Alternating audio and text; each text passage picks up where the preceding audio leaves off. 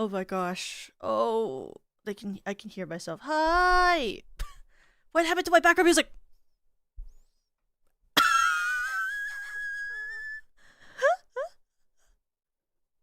Oh my god, I'm really good at streaming. Oh my god, I'm so good at streaming. Oh my gosh. There we go. Let's go. Hi. It's the day your birthday. No, my birthday was Monday. My birthday was Monday. All of my birthday events happened on this last Sunday and Monday. The code is so peak for the new dance. Yeah! We'll go over, actually I have the reference sheet with me today so you guys can look at it. Hope you got some good rest. I did. Well, I went to bed at like 2 on Monday night, which is technically Tuesday morning, because I ordered food because I was like, I'm so tired, I'm just gonna order something. And then I ordered food, and then the food delivery was like, LOL, we have to cancel your order because the place you ordered from is actually closed after I waited 40 minutes for it. So then I was like, oh, okay. So then I ordered it from a different place, and then thankfully that actually came. And then I ate and I immediately went to bed. And then, the next day I had work, right? So then I woke up, and then I went to work, and then I came back home, and then I was like, I'm gonna sleep a little bit. And then I went to bed for a nap. And I was supposed to wake up by like 6:30, but then I didn't wake up till like 11:30 at night. Ordered the new One Piece Popeyes collab. I wish I had. I love Popeyes, but there's not a Popeyes near me. At least not one on food delivery.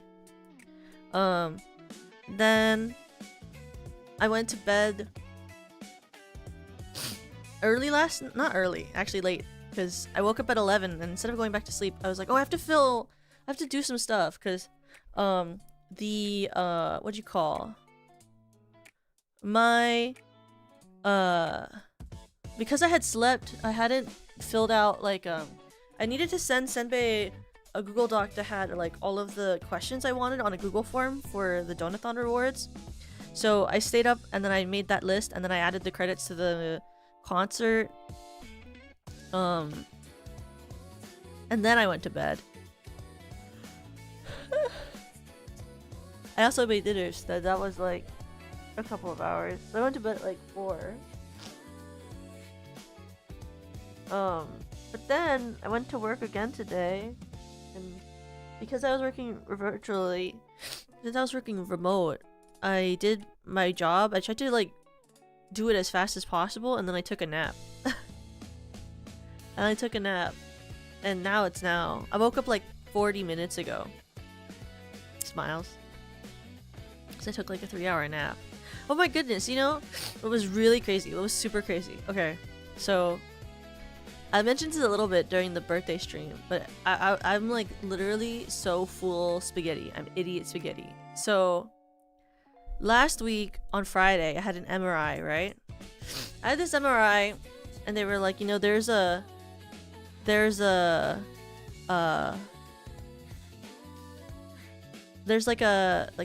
like, well, you know, like a side effect is you can feel like kind of like nauseous and icky and stuff, and like things like that after an MRI. So when I had the MRI on Friday last week, I was like feeling really bad, and I was like, hey, you know, this is probably just a symptom of the MRI.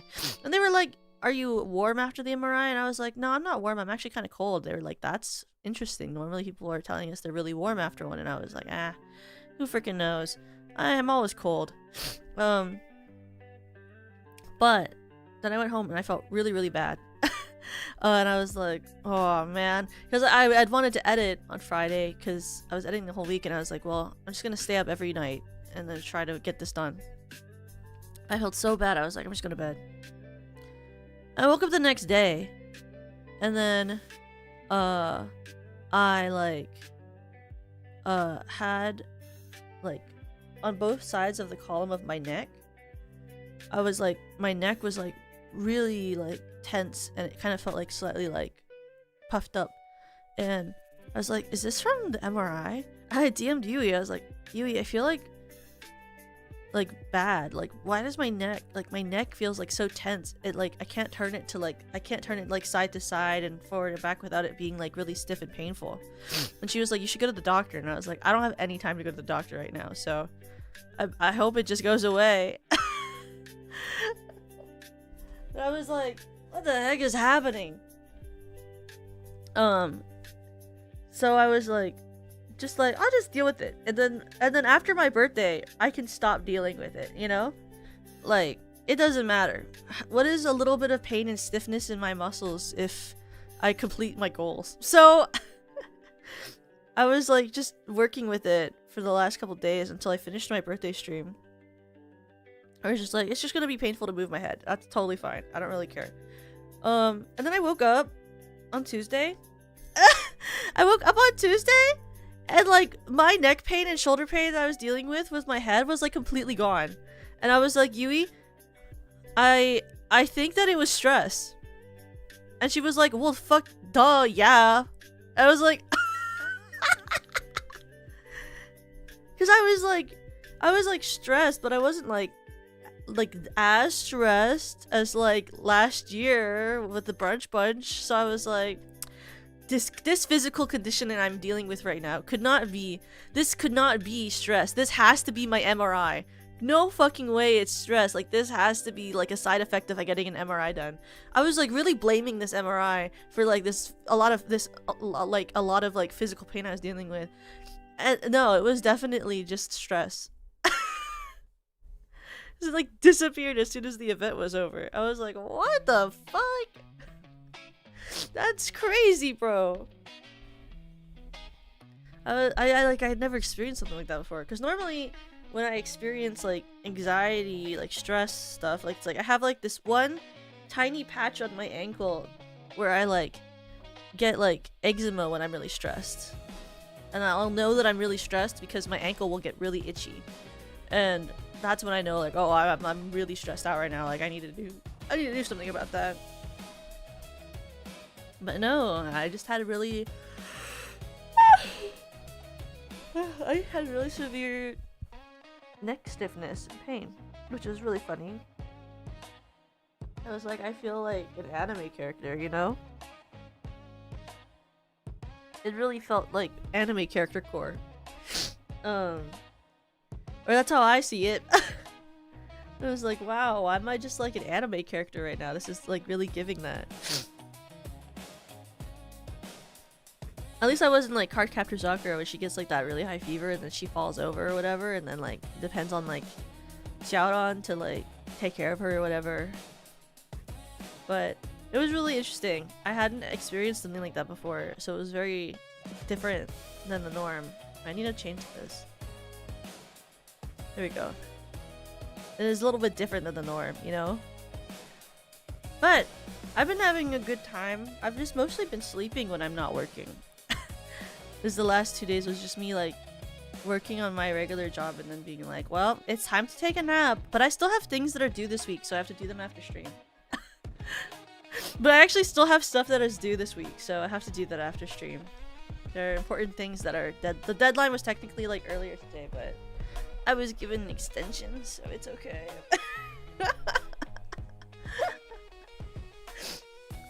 So, and then after that, I think I'm done with like my. Well, that's not true. I have another obligation, but that's not for like a week and a half, so that's fine. Like, rolls my eyes. We're done, so it doesn't matter. And I treated myself by ordering all of the drinks, the fancy drinks that I wanted, because I really wanted to get, well, fancy drinks. I don't know if I'd call them that actually. Fancy, like I wanted to get more of the soda flavored liquid deaths, and I wanted to get more of like the green tea in a bottle that I really like. But I was holding off because I was like, you can get what you want after you finish with your birthday events. And so yeah, liquid death, they have these soda flavors that taste a lot like the regular soda, but they're not. So I wanted to order the one because I really like their Dr. Pepper flavor, their cola flavor, and their root beer flavor. Because I try not to drink soda, so but I like that these kind of taste like the essence of soda. They're like LaCroix of soda. So I wanted to get more of them because I drank all of them. I didn't buy alcohol as a result of the event. I just had alcohol already. I already have alcohol. I didn't need to buy extra. I bought like actual nice stuff. I bought like non-alcoholic drinks that just taste good because you like enjoying them, you know what I mean? Liquid Death sounds like you're about to be drowned by the drink. It does. Well, it was originally just a water company, I think, right? It was a water company that became a sparkling water company that now has like a bunch of different flavors for their sparkling water. But it's water. And their soda flavors are like phenomenally good. Yeah, I think they started with just regular water. I've never had their regular water. I know a lot of Californians like their regular water flavor, but I've genuinely never bought it because I'm very non-picky about my water. As long as it's filtered, I don't really care. So I just drink my water at home. Will you show off your new outfit on stream soon? I want to get pictures. Yeah! My goal is within like some point next week I want to do a 3D stream, but I didn't want to deal with that today. But I will show you guys the ref sheet for it. I was like thinking about putting on 3D trackers today and I was like, that seems like a lot of effort, so I didn't want to do it. I was like, 13-point tracking, not right now.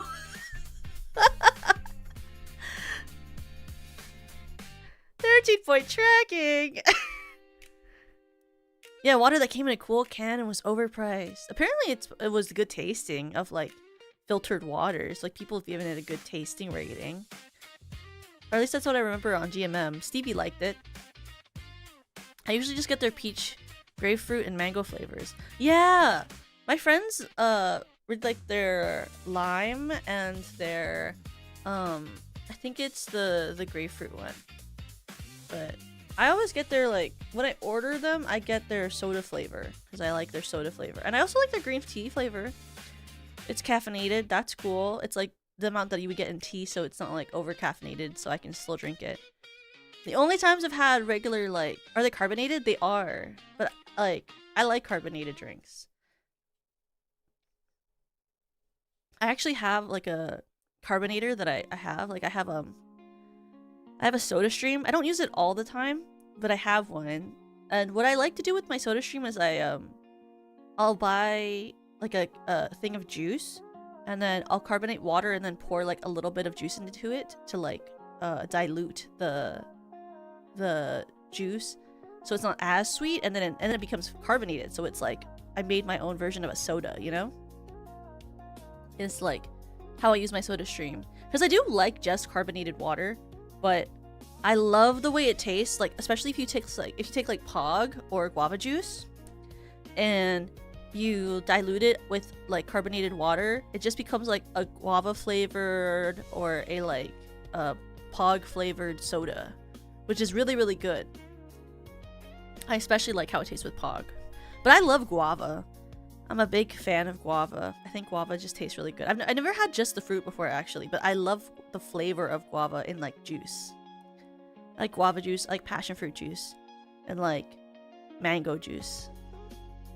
I like more like tropical fruit flavored juices than I do like traditional stuff. Like I genuinely really dislike grape juice, and I don't know why, but I don't know a lot of people who love grape juice either. I feel like grape juice is very divisive, you know? At least from like the people I've talked to. I had like one friend growing up who like was obsessed with the grape juice at the school that we went to, like because we would get like carton choice, you know, at like lunch you could pick to either get a carton of milk or a carton of grape juice. And I would always get chocolate milk or regular milk, but she always got the grape juice. I tried the grape juice a couple of times, but it just tasted so artificial and not tasty that I could never. I'd rather just drink milk, and I didn't even like milk. Like I didn't even like it, but hey, I mean, I guess sometimes they had Pog growing up. Like once in a while on a special occasion they'd have a carton of Pog, but And I would get it if they had Pog, but otherwise they had this like really nasty grape juice or just like some cartons of milk. What is this Pog? It's passion orange guava juice. It's like a really nice like tropical flavory sort of juice.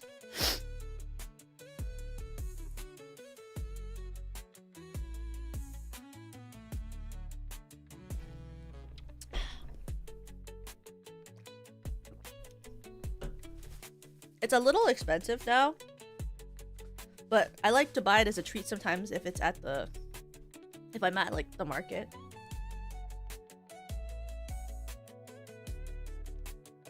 Wow.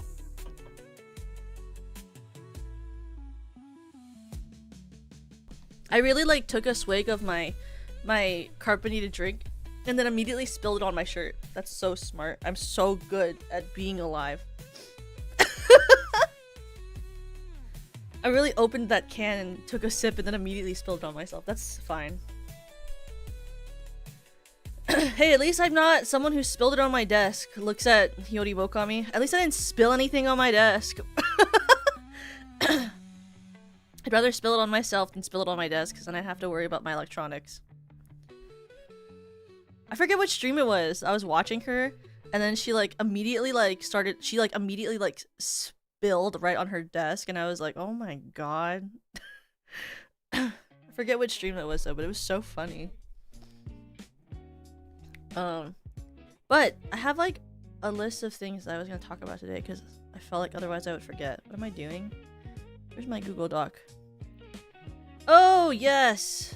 I was gonna start at the beginning of the story. Do you like? I have a note. I have notes right now, right? Okay. I have a note of like things of what I wanted to bring up, and my first note is start at the beginning. What the fuck does that mean? Genius note, Toka. You should start the story at the beginning of the story.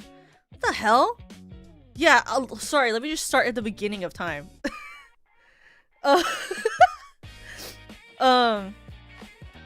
Anyway, I guess like the theoretical watching it invest in an adult-sized sippy cup. I don't spill that often. Sometimes I spill on myself, but it's okay to do that because you can always wash a shirt. You can't clean the floor all the time or your electronics, but if you only spill on yourself, that shirt can be washed, you know? At least that's how I think of it. Like, your shirt can always get washed. I've cleaned my PC. I haven't cleaned my PC in about 5 months. I really should though. It probably is dusty in there. I gotta clean that. I haven't used it yet, but I bought something called Assassin Bottle that holds 2 drinks in it. 2 drinks. Holy crap. Scrub down and all. Are you allowed to do that? I thought it was made of electronics. Is it not? Like, can you wash the components of your PC? Or do you mean you just wash the case? I don't think I'll ever do that. It was so hard to like get the things to fit where they needed to go in this PC. I don't know if I trust myself to put it back. I don't know if I could ever put it back again.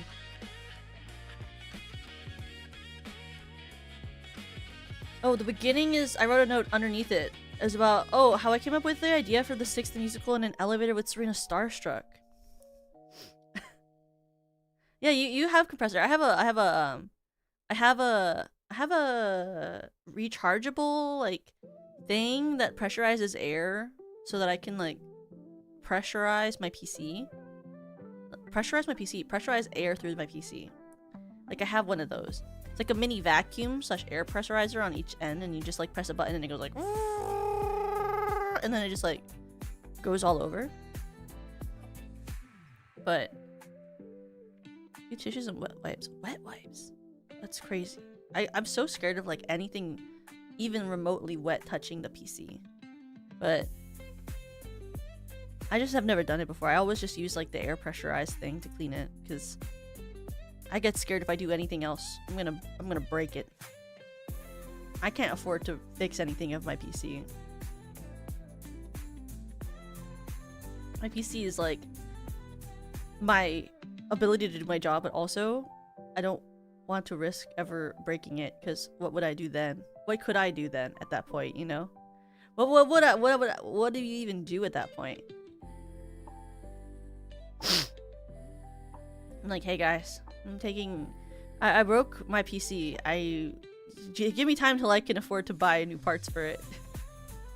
Stream from a laptop. You do not want to see me stream from my laptop. I have a laptop that technically can stream. You know what I mean? Like, I have a laptop for work that you can technically stream from. It is a MacBook of I don't know what generation. It's a good enough MacBook. But the issue with the MacBook is not the mic quality. It's that the programs that you use to run VTubing, especially what I use, does not work compatibly with MacBooks. Because VBridger is not compatible with Mac OS. So it's like you really can't use VBridger on a Mac because the program does not work there. So I would look very different. And there are a lot of parts of OBS that actually don't work with a Mac the same way that they do on a PC. A lot of sources work differently, especially game capture works differently on the OBS of the Mac versus the OBS of the PC, and I learned that the hard way when I was once trying to like figure out if I could stream something on the PC. It's not that there's a low polygon version of it. It's that my tracking doesn't work on it.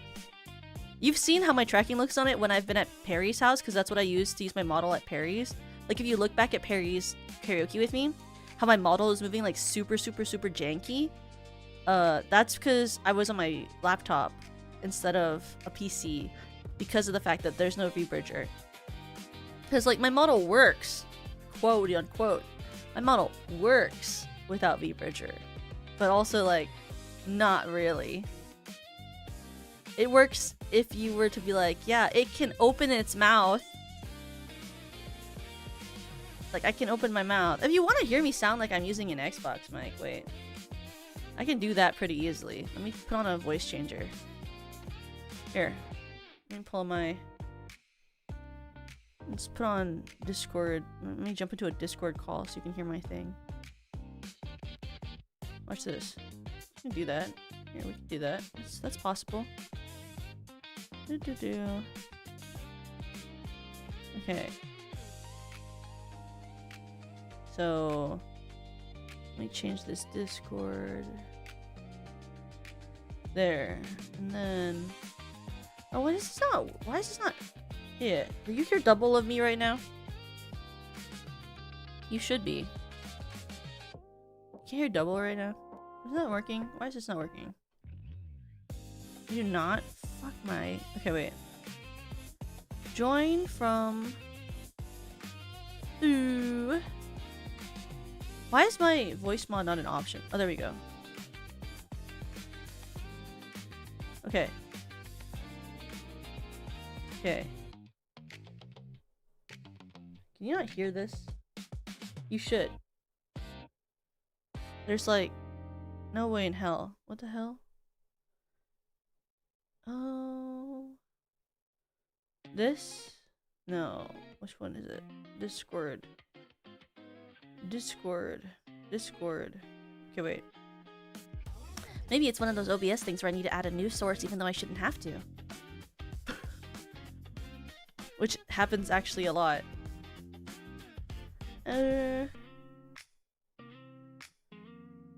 Okay. Like this should work. Okay, it doesn't want to work. That's fine. Okay, watch this. I'm gonna join the live channel here and I'm gonna label it.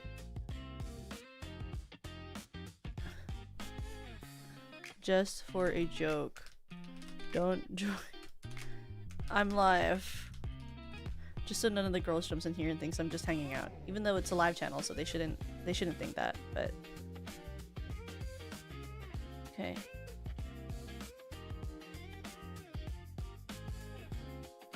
Or am I allowed to just even... Can I even just do it like... Oh, there we go. Okay. I'm just gonna... Here. This is what I would sound like if I streamed with an Xbox mic, okay? Okay, can you hear that? What do you think of it? Hello? Is this... Is this the quality that you wanted over me?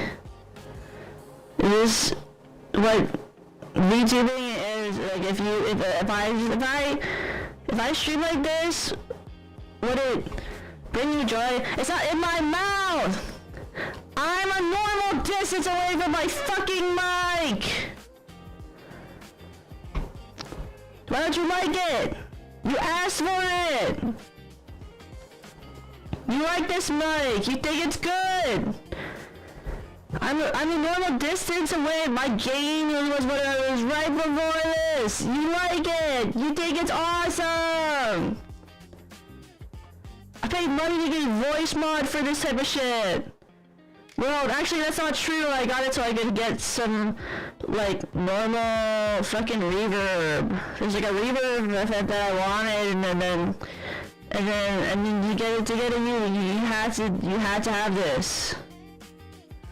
You know, the thing is, I can hear back this, and the problem, which is so funny to me, is it makes it sound like I'm yelling, but I'm talking normally.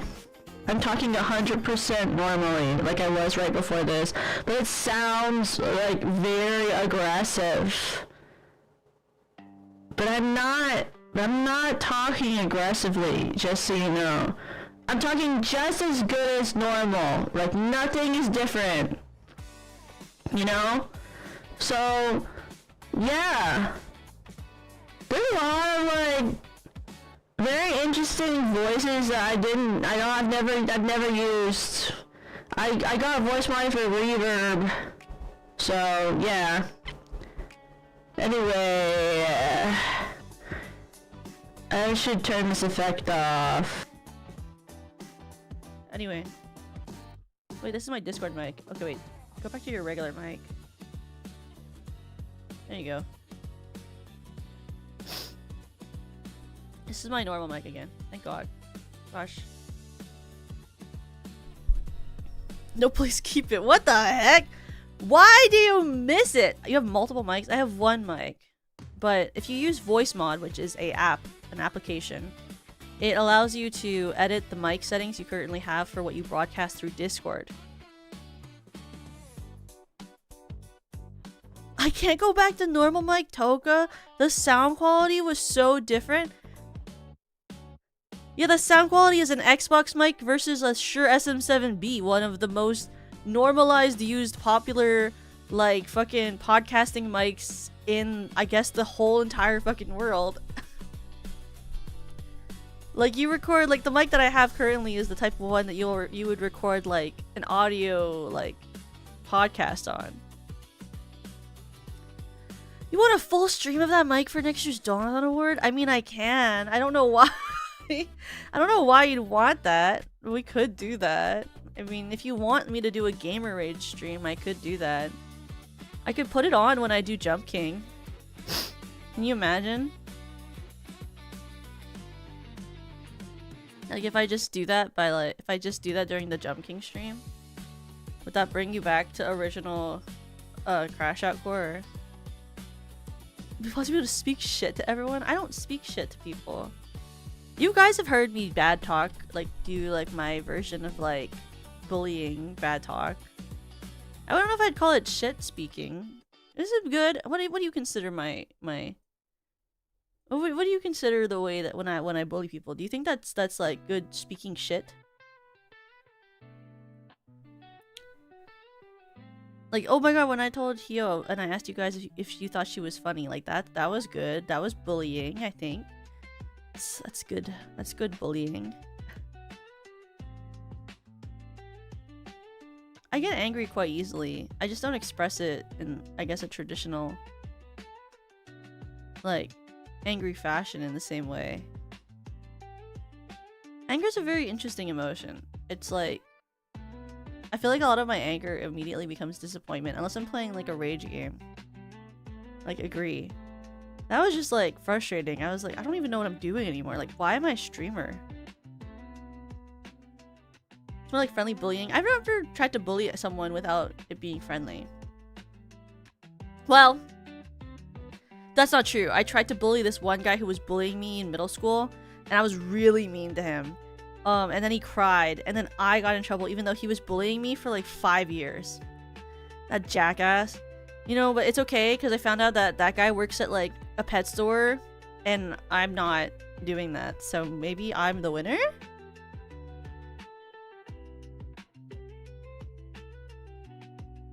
Because my mom saw him at like a pet store when she was buying stuff for our dog. And like she talked to him and apparently, you know, he never got his degree and he's working at a pet store and he's never left the town I grew up in. So maybe I'm the winner. So maybe I won. Okay? Maybe I won. Maybe I'm the winner. I say as if like it matters at all whether you leave your town or get a degree, which I genuinely don't think matters. Lots of people are very, very successful with no degree and never leaving their town ever. So it doesn't really matter what you do. I just very much dislike him. He was such an asshole. She won the triple tiara. Thank you. What can I say? I love winning the triple tiara. Oh my god, I love Make Debut. I've always wanted to do a cover of Make Debut with the SCP girls. We're the winners before you were here. Thanks, guys. I was like I was very much a vengeful theater kid when I was growing up because I got bullied a lot. Where I was always like, "What these losers don't understand. They're being really mean to me. But one day I'm gonna be a famous theater star, and then they're gonna regret bullying me." That did not happen. And it's not going to happen. So whatever. Maybe one day I'll be a huge VTuber and then they'll regret bullying me because I'll be a gigantically huge VTuber. You know? I mean, I think formal education is only really worth the investment if there is a particular if you've just posted. I'm not a big VTuber. I'm like one of the like most micro smallest, like small corpo size sort of VTubers. And that's fine. I don't really care. I'm like the most micro celebrity that you could see. That's kind of them. If you look at the analytics, it's not true. Microman's dies not in heart. That's so true because my bazongas are so gigantic. Sorry, what?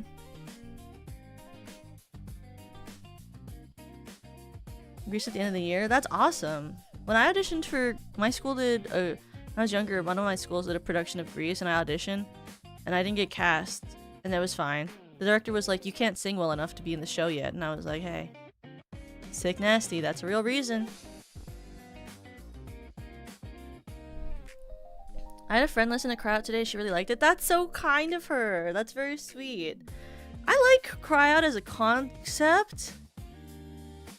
I liked the song itself, but I feel like I just sound really bad on it. Like one day I want to do a remaster. Like I want to re-record. Because I feel like when I listen to my vocals in it now, I'm like, wow, you really thought you did that. Ooh, you thought you ate. And then I like listen back and I'm like, oh god. Oh god. Your current D&D character? I think my lore is good. I think it's worth. I like the lore. I like the lyrics I wrote. My favorite part about Cry Out is the lyrics that I wrote. I wrote those lyrics in one day and I think they're awesome. I'll be saying that. I'll say that. I don't really like my vocals on it, but I do think that I wrote really good lyrics for it.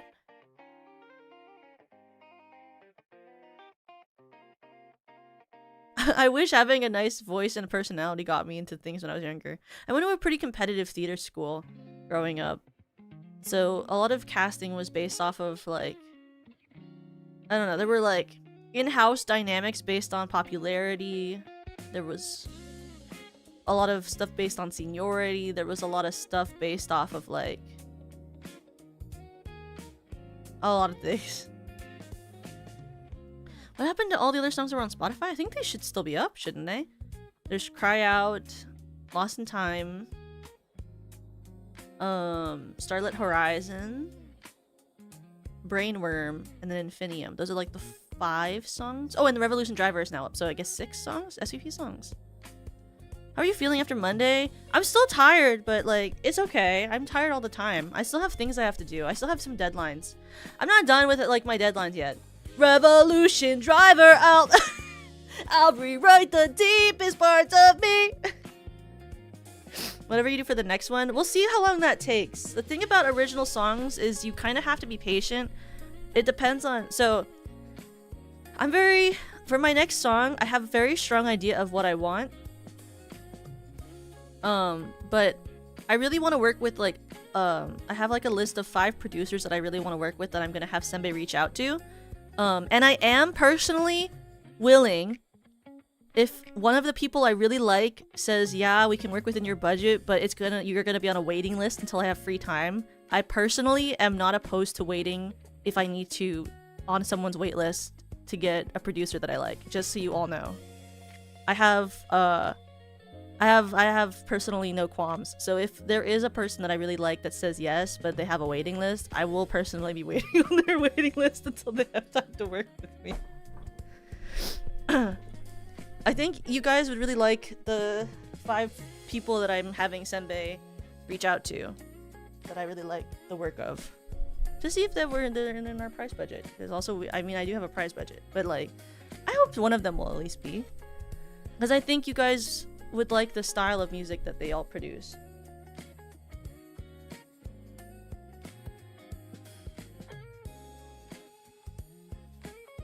Because I have a very strong, like... vision of I have a very strong vision of like the sound and the general vibe I want. What they're most known for? Well, you would have to hear what you would have to, first of all, I think, know who they are, and also depending on which one says yes, what I choose to do will change. I guess I can say like one of them I like a lot because they write like Yuri songs.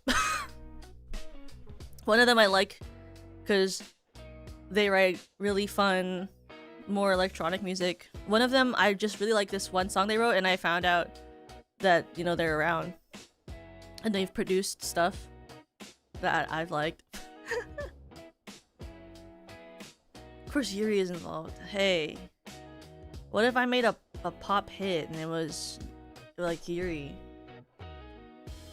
You know, would you all hate that? You'd be like, oh my god, ew, she's making another Yuri thing, oh my god, kick her out, oh god, someone kill her.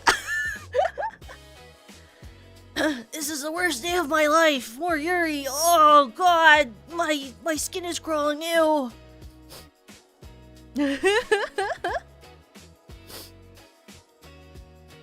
But, what are we doing? Oh, we're talking about the beginning. So I started working on the musical. It was the first idea for my birthday. I came up with it in an elevator with Serena Starstruck when we were at Offkai last year.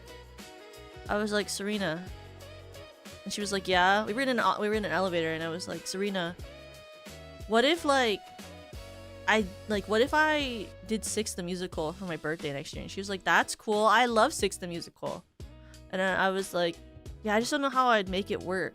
She was like, I'm sure you'd figure something out. And I was like, oh, thanks, you're sweet. She was like, no, you're sweet. And then I bullied her a little bit, and then we left the elevator. But I originally came up with it in the elevator at Offkai, but I didn't really fully know what I wanted to do yet. I was just conceptualizing it. But I had originally planned it to be an event in November. Isn't that crazy? Which did not happen, because I was like, oh, okay, well, we could do this. And then I wrote up a concept sheet, and I came up with the idea for the, like aside interviews. And, like, the things like that. But when I came up with the concept, the 3 people I reached out to immediately were, I reached out to Ava first, then I reached out to Echo, and then I reached out to Kitty Spica, and I was like, would you be down for a concert in, I'm not, what's a fuffy? What's a fuffy? What's fuffy? What does that mean? Yeah, Spica! I love Spica, she's such a sweetheart.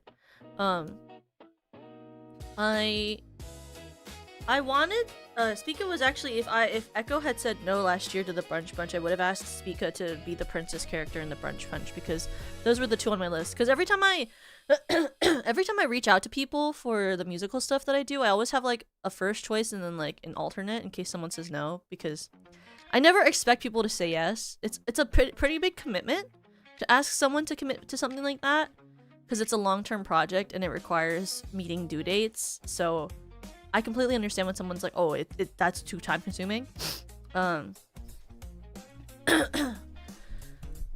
So I reached out to Ava, Echo, and Spica, and I told them it was gonna be November.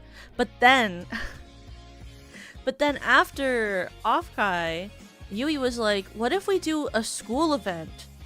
And I was like, oh yeah, that'd be fun. And then we came up with school days, and I was like, we were working on school days, and I was like, oh my god, there is no way that I'm gonna be able to make school days happen in like September and then do this 6 concert in November. Like, there is no physical feasible way that I can make this happen in the timeline. Like, that is too much work. So instead I was like, hey, to the 3 people, like, I was like, hey, I'm deciding to push this event back to my birthday for next year. And they were like, that's totally fine, gives us more time to work on stuff. I was like, oh my god, thank you, I love you. And so I moved it to like this year for my birthday instead of November, because the thing about SVP is like, none of us have, oh my god, Fuffy is in Faith and Buffy. Well, yeah, the amount of, oh my god, hi Erica, thank you, it was, hi. I've always just called them Faith and Buffy, but that makes sense. Fuffy is a good name. I ship them. I also ship Faith and Willow. I also ship Willow and Terra, obviously, because if I didn't, I would be like the devil incarnate. If anyone doesn't ship Willow and Terra together, I think there's something fucking wrong with them. I also ship Willow and Buffy together. But both my ships for Willow with Faith and with Buffy always canonically happen after Terra has already died. So it happens post-canon. So like going into the like future. And you might be like, why? Guys, if I have to explain, if you ever watched read the comics that happen after the show is done, the way that they try to ship Willow with this like otherworldly entity does not fucking sit right with me. I think that if Willow is gonna date someone after Terra, it would be Faith or Buffy, and that is my hard, like, fucking opinion. I genuinely think it would be one of them. And I don't care that Buffy's never, like, really kissed a girl. I don't fucking care. I ship them together after Terra's dead. And in a world where Terra's not dead, Willow would never, ever date anyone else. Anyway, that's my opinion. And it has nothing to do with me hating every single person that Buffy's ever fucking dated on the show. And I think Spike is awesome, okay? Spike is sick and chill or whatever. But he does a lot of things that I don't approve of. And if you've watched Buffy the Vampire Slayer, you would know what I mean. Okay?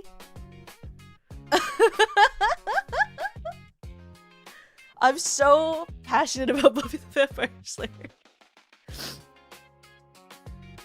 It is so good. I would want to watch it on stream, but that show is so fucking long. It would take like 2 fucking years to watch every episode with people. It is so, so good. But there are 20,000 episodes. Can you imagine? I'm like, guys, we're gonna watch Buffy together on stream, but I'm cutting out every episode that I don't like. And then you watch Buffy through my catered lens of rose-colored glasses of only episodes I like. You'd miss so many plot points and so many moments of the show. Is there an abridged version? I mean, there's also, like, you can probably watch, like... I do know this, that there actually are these. If you go on to a site like Reddit, you can type in, like, Buffy most important plot episodes, and you could probably watch the show by just watching the most important episodes for the plot. It was conceived in 1993. I wasn't watching it when it was coming out. Yeah, like, you can watch Naruto, but it's only the non-filler episodes. You can. Like, if you want to, I mean, I would recommend if you're gonna rewatch Naruto to only watch the plot episodes. Like, because there's so much filler. It's the same with Buffy. There's a lot of filler. 93 wasn't even that long ago, man. Yeah. I agree.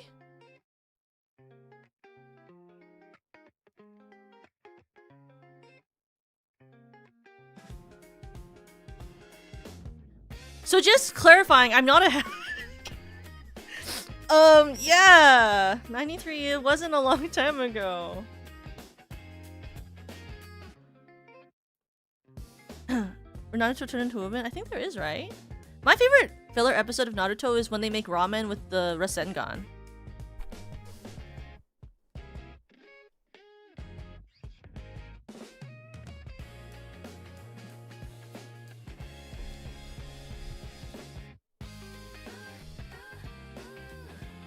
I'm from 93 and I'm not old.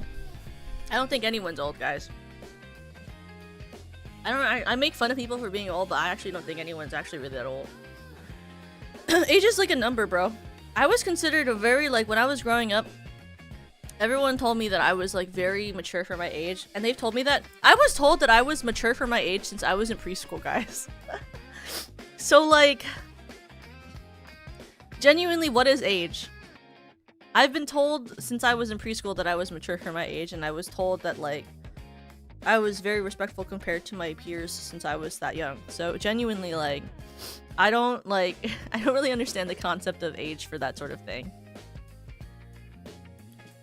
I was, like, very mature when I was younger, and I was very, like, what do you call? Have a good night, Daniel! I was, like, a very strong, like, rule stickler since I was very young. Like, when I was in preschool, like, kids would be like, and then, like, the teacher would be like, everyone be quiet, and there would be someone be like, and I'd be like, and I would, like, grab their arm and be like, stop. Be quiet. We have things to do. Like, I was very, like, a stickler, you know? From a young age. And I was very emotionally intelligent from a young age. But I was really bad at expressing it sometimes, which is why a lot of teachers would be like, I think something's wrong with her communication skills. Because I was very, very honest as a kid. But, you know, as an adult, some people might just call that being neurodivergent. But as a kid, they were like, Toka has a very hard time expressing herself without, like, just saying her thought process. Which is, like, fine, I guess. Your body gets old and creaky? My body was old and creaky from when I was a child, bro. I used to have, like, as a kid, I had all of these, like, because I grew very fast, I was very tall. I had all these body pains from, like, when I was in kindergarten. I was growing at a very fast rate. I had, like, my parents had to invest in, like, getting, like, those, like, those massagers that you put on your back and that you can, like, apply to different parts of your body. Because I was growing so fast that I had, like, consistent body pain, and I needed to have, like, machines that could, like, massage me because I was in all this pain all the time. I also had a bunch of different health issues at the time. I grew out of them, but I had a bunch of different health issues at the time. Because you can be made of tears and then still have health issues or whatever. Like, I spent a lot of time in the nurse's office because I had a lot of problems with my lungs because they were underdeveloped when I was a kid. Because I was, like, born very prematurely, obviously, because I was born right as when humans were born. So, like, obviously I was born prematurely because humans evolved prematurely. That's my personal opinion. And, like, just doing, like, sometimes just normal things or being outside, I would have, like, breathing problems, so I'd have to sit in the nurse's office for a long time and just, like, use a nebulizer all the time. So true, they just can't let us be autistic confused. You know, what was very interesting about that was, my parents for a very long time were like, no, our daughter doesn't have any problems with communication or any of that because she is good at talking. Which I guess I was well spoken. I knew a lot of bigger words before other students did, but I was very delayed in my writing skills because I couldn't conceptualize how to write on a paper what I was thinking in my head. But then as I got older and, like, they were like, oh, I guess that does make sense. Which is so funny. But as I guess it's harder for parents as a kid to consider your kid to have a problem with communication, because if they are communicating to you, it makes sense that it'd be harder to accept that, you know, as, like, a thing. What was it? Okay. Wait. What did I say next on my schedule? Oh,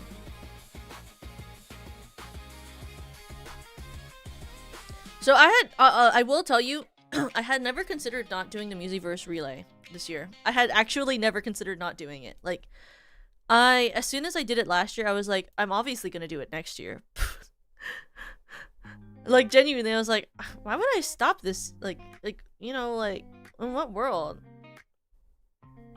Though, I mean, I think the branding might look different this year, or next year, because, I do it live. Musiverse, I do it live every year. The Musiverse karaoke relays aren't pre-recorded at all. Those are all live. Like, that's why I like, that's why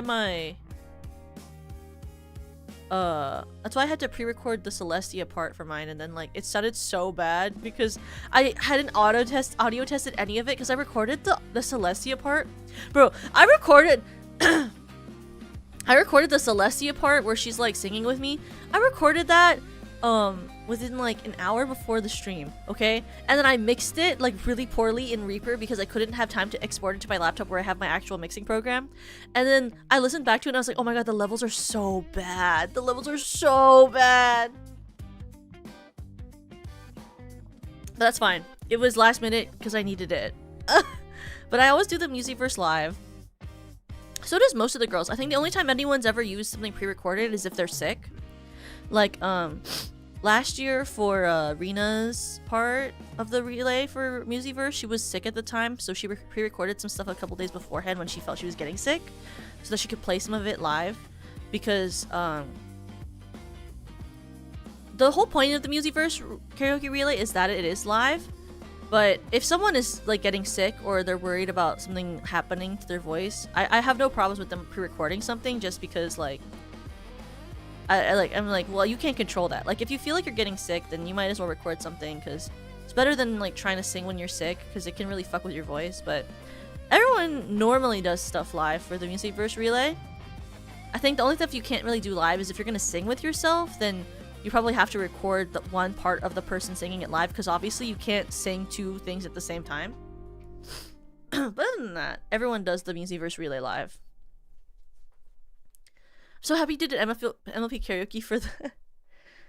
Yeah, I mean, I couldn't think of any other royalty. I mean, I probably could have picked like oh my god, Paige's leg of like the relay was so iconic. When she, in our Discord for it, when she was like, I'm thinking of doing Titania from Midsummer Night's Dream, I was like, in the general, I was like, Paige, no fucking way, I love Shakespeare. And Paige was like, oh my god, you like Shakespeare too? I was like, oh my god, you're my favorite, what the fuck, I love Titania, she's so fucking funny. Bro, Paige is so iconic. I had to invite Paige to my relay because ever since Paige debuted, I was like, Paige really gets me. I haven't had a chance to interact with her a lot because a lot of the V4 girls are very, very busy. You know, I'm sure you can tell because they do a lot of con appearances and stuff. V4 girls are very, very busy. And so I like was really worried she would say no because, you know, there's just a lot of conflicts that people have, especially if they're in corpo. There's a lot of conflicts people have a lot of the time because there's a lot of things that you guys don't hear about till later. That people are working on months in advance. So I was very worried she wouldn't say yes. But from the moment Paige debuted, I was like, oh my god, she's so cool. I think Paige Turner's so cool. I want to be her friend so bad. So I was like, oh my god, please be in my event. Oh my god, finger tap, you're so awesome. And then she picked a Shakespeare thing, and I was like, oh my god, I love her, she's so awesome. So I'm hoping later on one day we can collab or something, because I think she's just super cool. And she loves Yuri. So I think that's awesome. And also Paige's design is so good. I love Paige's design, like, so much. I think her outfit is so sick, bro. And I love the white in her, like, with the rainbow transparent in her hair. She's so cool, and she's so nerdy, and I like, sometimes I watch her streams a little bit. I don't watch streams a lot, okay? I genuinely don't, because I like clips, and I like to look at VODs, because I can skip to parts that I want in a VOD. But like sometimes when I turn into like just, you know, just see a stream in the background while I do things, I turn into Paige's streams and I think she's so hilarious. Like, did you see her eat the One Piece meal with like fucking chase cards? I I thought she was crazy as shit for that. It was so funny though. Like she ate the fucking One Piece Popeyes meal with like chase cards. I was like, girl, holy shit. But she's so funny. She's so iconic. So I hope I get to interact with her more. She was like a really big highlight to me because of the Shakespeare thing. I want to one day do a Shakespeare thing with VTubers. It's a bit hard because they're very long shows. And it's like, oh, you could do drunk Shakespeare where people just like read the script drunk. Like that could work. You know, that's content, but it's not like anything like particularly specific. But I have considered hosting an event where I just get a bunch of girls who like Shakespeare to do like an abridged reading of a Shakespeare play, but we're all drunk, so we can do like drunk Shakespeare. I would love to do a 3D Shakespeare play like they did the Hololive one. The main problem is it's really hard to collaborate in 3D. It's way different level than it is to do something in 2D because it's a lot harder because we don't have studios. Like I didn't record my concert in a studio. I recorded it with like, you know, trackers. That's why you can see parts where my feet lift off the fucking floor. There are many moments where I'm just floating a little bit, or like someone is floating, and it's because I don't have like really expensive technology. Like I would love for SVP to be at the point, or like where we would have you know, the funds or stuff to do like stuff like with like Vitoku and stuff like that, where we have like an actual studio. Happy birthday, Toka! You were so correct for making so many minutes. Thank you, Hidden. Thank you. I'm reconnecting to OBS. I love when I do that. I love when my connection drops. That's fine. That's totally fine. I would love it if one day we were at the point where we could afford to hire a studio or to hire like a company like Vitoku to record 3D for a concert. But unfortunately, SCP is not at the size yet for that, which is normal. I'm not saying it's a bad thing. Like that is 100%, 1000% actually normal for someone of our size to not be able to afford that yet. So it's fine. And I'm fine with working with what I have until we do grow. I mean, companies, especially startups, take a long time to grow, which is normal, you know? So until then, it's like hard to record things with other people. I mean, if you look at any of the group numbers we did that didn't have MMD, I recorded everyone's mocap. Every duet and like 4-person song was like, I recorded everyone's mocap. Because I didn't have a studio, and I didn't have the ability to fly anyone in. So I just I literally marked points on my floor where everyone was gonna stand, and I was like, okay, stay within this lane of motion. Or like if I wanted to do like, if you'll notice in Kijo's number with me and also Hio's number with me, there was points where we like switched and then like walked around each other. I like marked those on my floor with blue tape. And I was like, okay, just hit these points when you're moving so that when the tracking happens and like I put it in the program, like we'll walk over it to each other and won't like collide with each other, was like kind of my thought process. You know, it's like just if I mark it out in my head, then I can like sort of do that. Yeah, position 0. And like it was also with like how people's tracking. I was like, okay, how would this person like move? Are they energetic? Are they more of a quiet person? Like, especially for Ready Steady Derby, I tried to track us all differently. If you like watch each one of us, I made Perry move a little bit more like just like funny kind movement. Like she didn't move too much, but she moved like her arms in a way where her sleeves were able to be kept on, and she like shakes her butt a lot. She like kind of just like has fun and jumps around a lot. Perry's movement in Ready Steady Derby is more like confined and cute and a little bit shyer. It's a little bit more to the ground. She doesn't jump as much as everyone else. Yui's dances a lot. She spins a lot. She moves her body a lot. She's very energetic. She was like the most energetic of all of us. And I tried to make mine a little bit more grounded but regal. And you can kind of like see that if you watch the video. Like each of our tracking is a little different for that. And I tried to do that for all the ones where I mocapped for someone else as well. Was to try to keep it in what I would assume how they would potentially move, even though they did the same dance moves that I know how to do. It was kind of trying to keep their energy of the person to what I imagine their energy would have been as someone if I was tracking for their mocap. Because unfortunately I'm not rich, so I can't fly people in to record with me. and I can't expect people to have 3D tracking at home where they can record upper, like, full body and like hand motion recording, because it's just not realistic to expect people, especially if you're inviting them to an event, to have the capacity to record their 3D motion. So it's like one of those things where you kind of have to just kind of work with what you get for now, and that's totally fine. That's just the growth of a thing. Because I wanted it to feel like you could potentially see that they could be tracking themselves, but it's just not something I could expect at the moment, which is fine. You know, like, I want to find ways where it can be accessible to create a 3D concert without having a bunch of money to be able to track everything, because I feel like I personally think that, I mean, yeah, I have enough money, I've saved enough money where I did have trackers enough to do things, but I don't think that 3D concerts should only be something that people who have a huge amount of money to be able to rent out a studio should be able to create.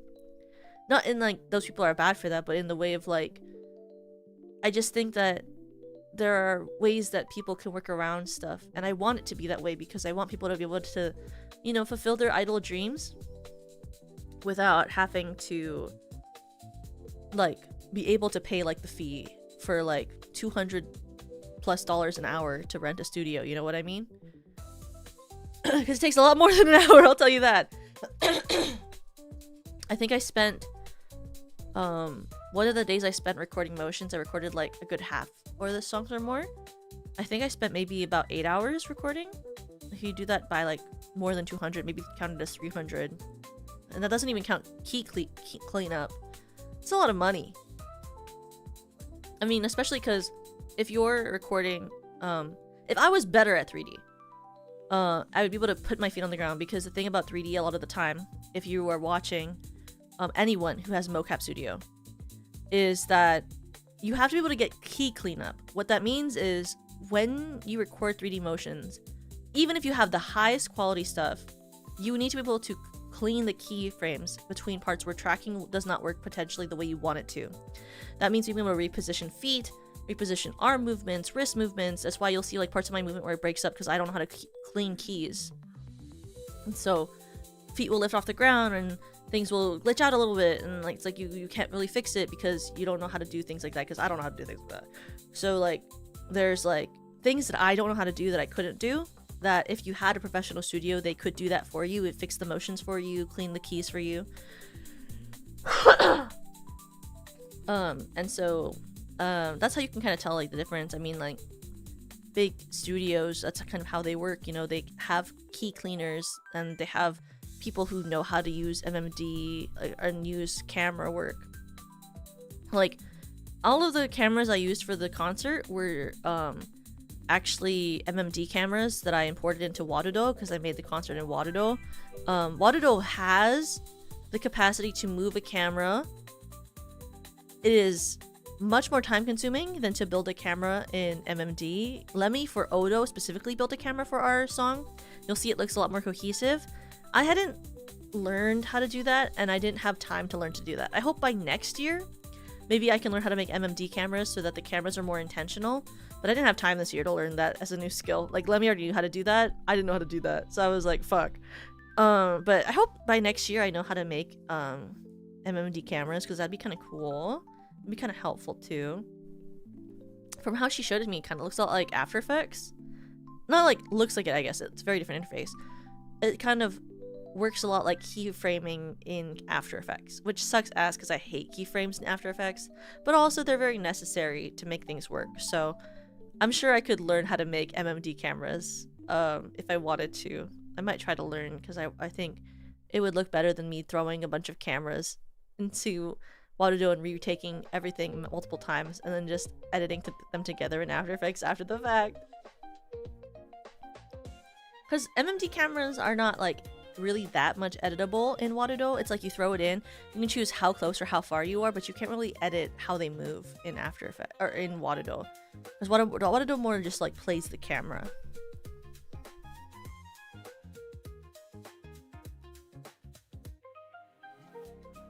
So it's a bit less like editable. But yeah, I like so this 3D concert that I made too, it wasn't originally it genuinely wasn't even something I had planned until like this December. Like genuinely, I had so I don't know if I fully talked about it. So for the Christmas concert I did, I came up with that idea about a week and a half before it actually happened. I recorded everything like super last minute because I had the concept that I could want to do it. So I brought my trackers to my mom's house. But I had not decided if I would actually do it at that point for the Christmas concert. I was like, I don't know. Do I really want to do this? Ah, stupid, stupid, stupid. Why do you do that? Anyway. Lemmy! Oh my goodness. Hi, snail ears. Hi, Lemmy. Oh my goodness. I love her. Let me like him. My queen, I love you. Snail Red, hi snail ears, welcome. Snello, Snello. Welcome snail ears, welcome Lemmy. I hope you had a fun stream. What were you guys doing? What were you guys doing? You guys have fun. Hello snail ears. I am one of Lemmy's many wives. I'm the one who bothers her to stay up with me at night sometimes. Earthbound Part 4, the final. Oh, did you guys finish Earthbound? I know she's been playing it for a long time. Also, I love the TV asset that Lemmy came up with for it. Nope. Hey, it's okay. It's okay. I keep thinking every time I play Look Outside that I'm going to be doing the final stream and then something else happens. No, but it's meant to call every stream the finale. Ah, okay. Part 4 of the Earthbound next week. Okay. One part 4 for 2 months. Hey, I can't judge that. That's just how it be sometimes. 10 more parts? Hey, some games are long. Every stream is a stream for the finale. Hey, that's iconic, Lemmy. I believe in you, queen. Lemmy Lycan. I was talking about just recently how cool you were that you learned how to make MMD cameras and that I'm planning to learn to do that someday because I think you're really cool for being able to do that. Guys, Lemmy's very talented. Also, she made me this scrumple that's not on my starting soon screen. Look at this. It's so awesome. I love Lemmy Lycan. Look at this. Look how cute this is. Look how awesome this is. Look at it. Look at it. Lemmy's perfect. Look at it. Look! Oh, I love it. Oh, I love it. Oh, I love Lemmy. She's so awesome. I like the out of sync blink. That's just how I feel a lot of the time. But thank you so much, Lemmy, for the raid. Yeah, she drew and animated it. She's very, very talented. Oh my god, Lemmy, did you see my stickers I drew for my birthday? I feel like you liked them. Did you see them? I feel like you really would like this one.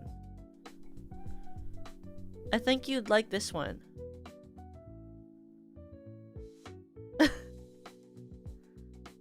This one, I feel like, fits both of our vibes a lot. What do you think, Lemmy? But I hope you had fun during your stream. I love you, queen. Thank you for raid. Thank you. Wah! I thought you would like this one. I thought you would relate to it.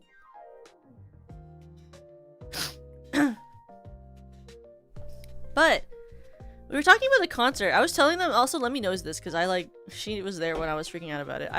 So I didn't decide to make my Christmas concert until like 2 weeks-ish before I made it. And it laid the foundation for what became my 3D concert for my birthday because I was kind of like, well, if I can make a Christmas concert in like 2 weeks, I'm sure I can make a birthday concert in like 4 months.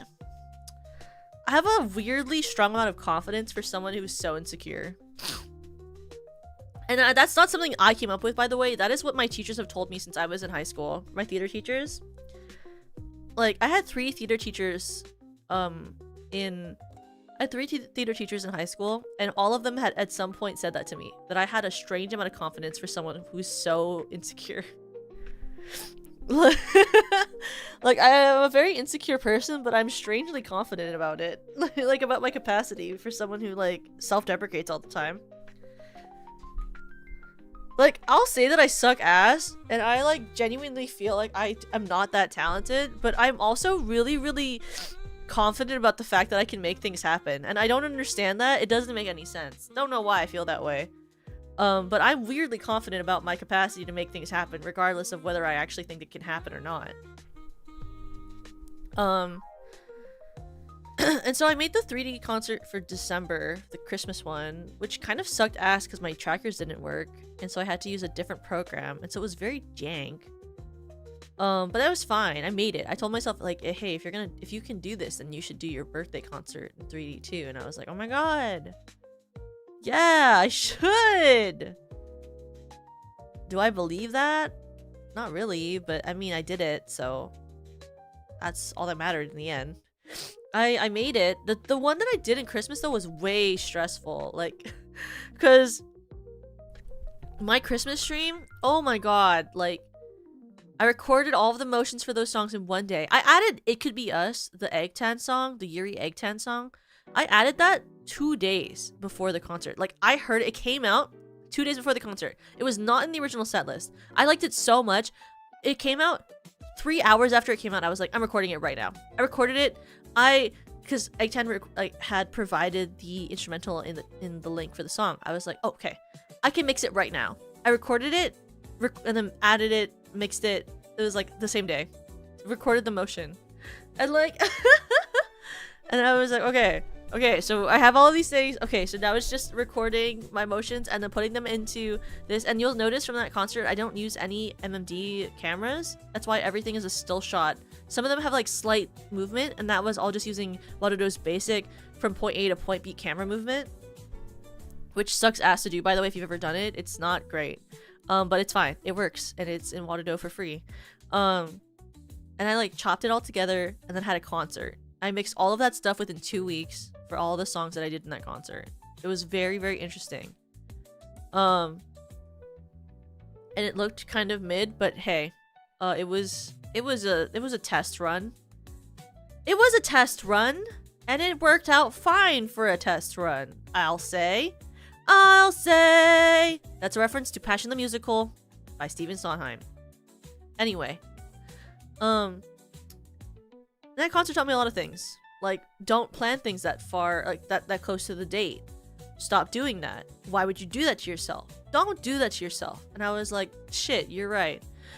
So as soon as I finished that concert, I started reaching out to people to sing with me for my birthday concert, which I had planned at that moment.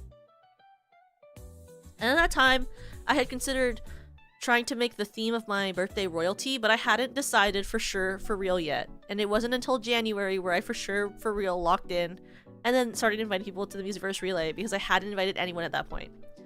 And it was because I didn't want to, because I was tired. I was a little behind this year because I was really tired. I kept being really tired. I don't know why. I kept feeling like really, really tired. I kept being like, oh my god, I'm so tired. I can't possibly deal with this. Which is not true. I could possibly deal with this, and I did possibly deal with it. But I kept telling myself, I was like, oh my god, I'm so exhausted. I can't do this anymore. I'll do it tomorrow. And then I had to eventually be like, stop saying that. Lock in. And then I did. And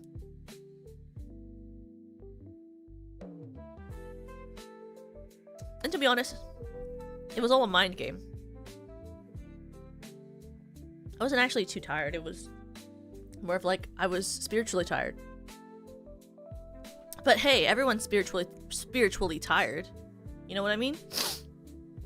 So it's not special. Have a good night, Watcher. Like, oh, and then along the way, when I decided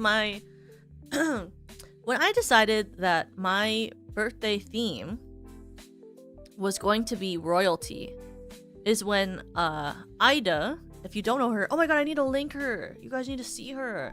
please support Ida. Wait, let me find her. Let me get her YouTube for you guys. If you haven't subscribed to her, I'll be honest with you, that's kind of really fucked up. This is Ida. This is my outfit designer. Please check her out if you haven't yet. It's Ida. Like, I-D-E-A. Ida. Ida Cesoria. Please follow her if you haven't yet. She, I want her to hit 1K. I really want her to hit 1K soon. Because she makes really good content. She makes amazing shorts about movies. She's so passionate about movies. She's an amazing artist. She is so sweet and amazing and easy to work with. She's lovely. I was in a group chat with her where she mentioned wanting to design some stuff, and I DM'd her and I was like, hey, like, you know, my birthday's coming up. I'd really love to have a 3D outfit for it, and I was considering wanting a outfit designed based off of Review Starlight and Takara's happens every time I want to say this fucking name. Takarazuka.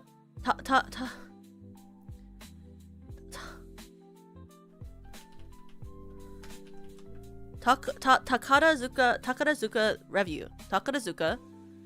I always have a hard time saying this, even though I like this type of content.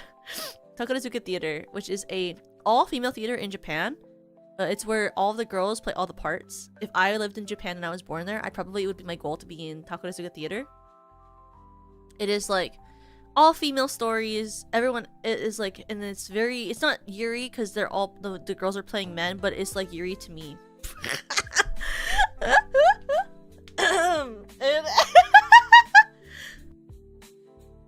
And it was a big basis for the outfits in Review Starlight. But I was like, I really want like a Takarazuka theater review outfit for I mean, yeah, it takes place in the same town. The Takarazuka Kinen happens in Takarazuka, which is it's a province in Japan. So you aren't bad for thinking of that, because it does take place actually there. But I had wanted to design my own birthday outfit, but every design that I did, I didn't like. And so I asked Ida if she would design it, and it came out perfectly. Like, cause you know me, I like to design my own outfit stuffs. Like, I actually designed my own. You guys haven't seen it yet, but I designed like my own sleepwear outfit. Like, if I was to get art, I had designed one already, and I like design outfits for myself and for other girls when we do covers.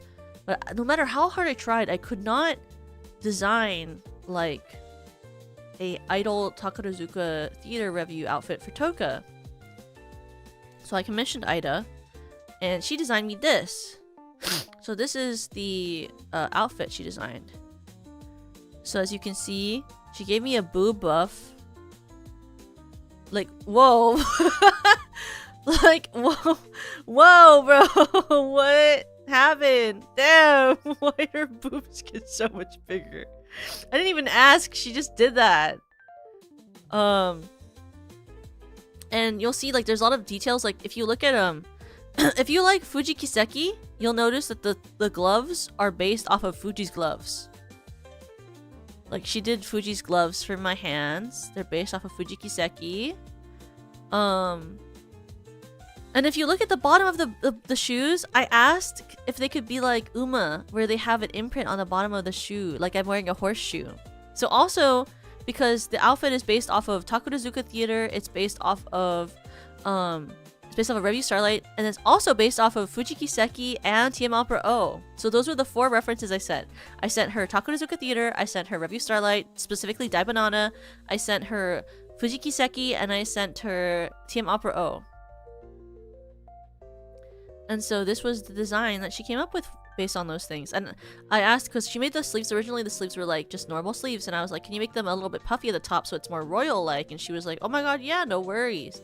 But she was so easy to work with. If you ever want someone to commission, I think Ida's great. She does great art, she's great at designs, and she does amazing work. She's so easy to work with. And like, she added like, oh my god, like look at this. Look at the hips, bro. Like, oh my god. Like, you can see my hips on the side. Like, and like the pant just dips so low and then has just only a spot for my tail. It's kind of crazy with it. Like, I think it looks really, really good. And she gave me new hair. Because I said, hey, can you give me a new haircut for it too? And she was like, yeah, what do you want? I was like, something that looks like a prince. I want to look like a prince that like you would see in I was like, I want to look like a prince you'd see in a Yuri anime. And I was 100% like, you know, like in Strawberry Panic. Amane is, I think it's her name, but I'm gonna for sure characters. I thought her name was Amane. In Strawberry Panic, I gave her a very specific reference. Oh yeah, Amane. I knew it. Oh my god, I knew her name was Amane. I was like, I want my hair to kind of be like Amane Otori, who is the prince character in Strawberry Panic. And she was like, no problem, queen. And then she gave me this hairstyle. Which I think it kind of gives Prince, you know? So I was a very big fan of this design and this concept. And like, look, like, I was like, can you please also keep the crystal concept? And so on the inside of the coat is like crystal. So the inside is crystal.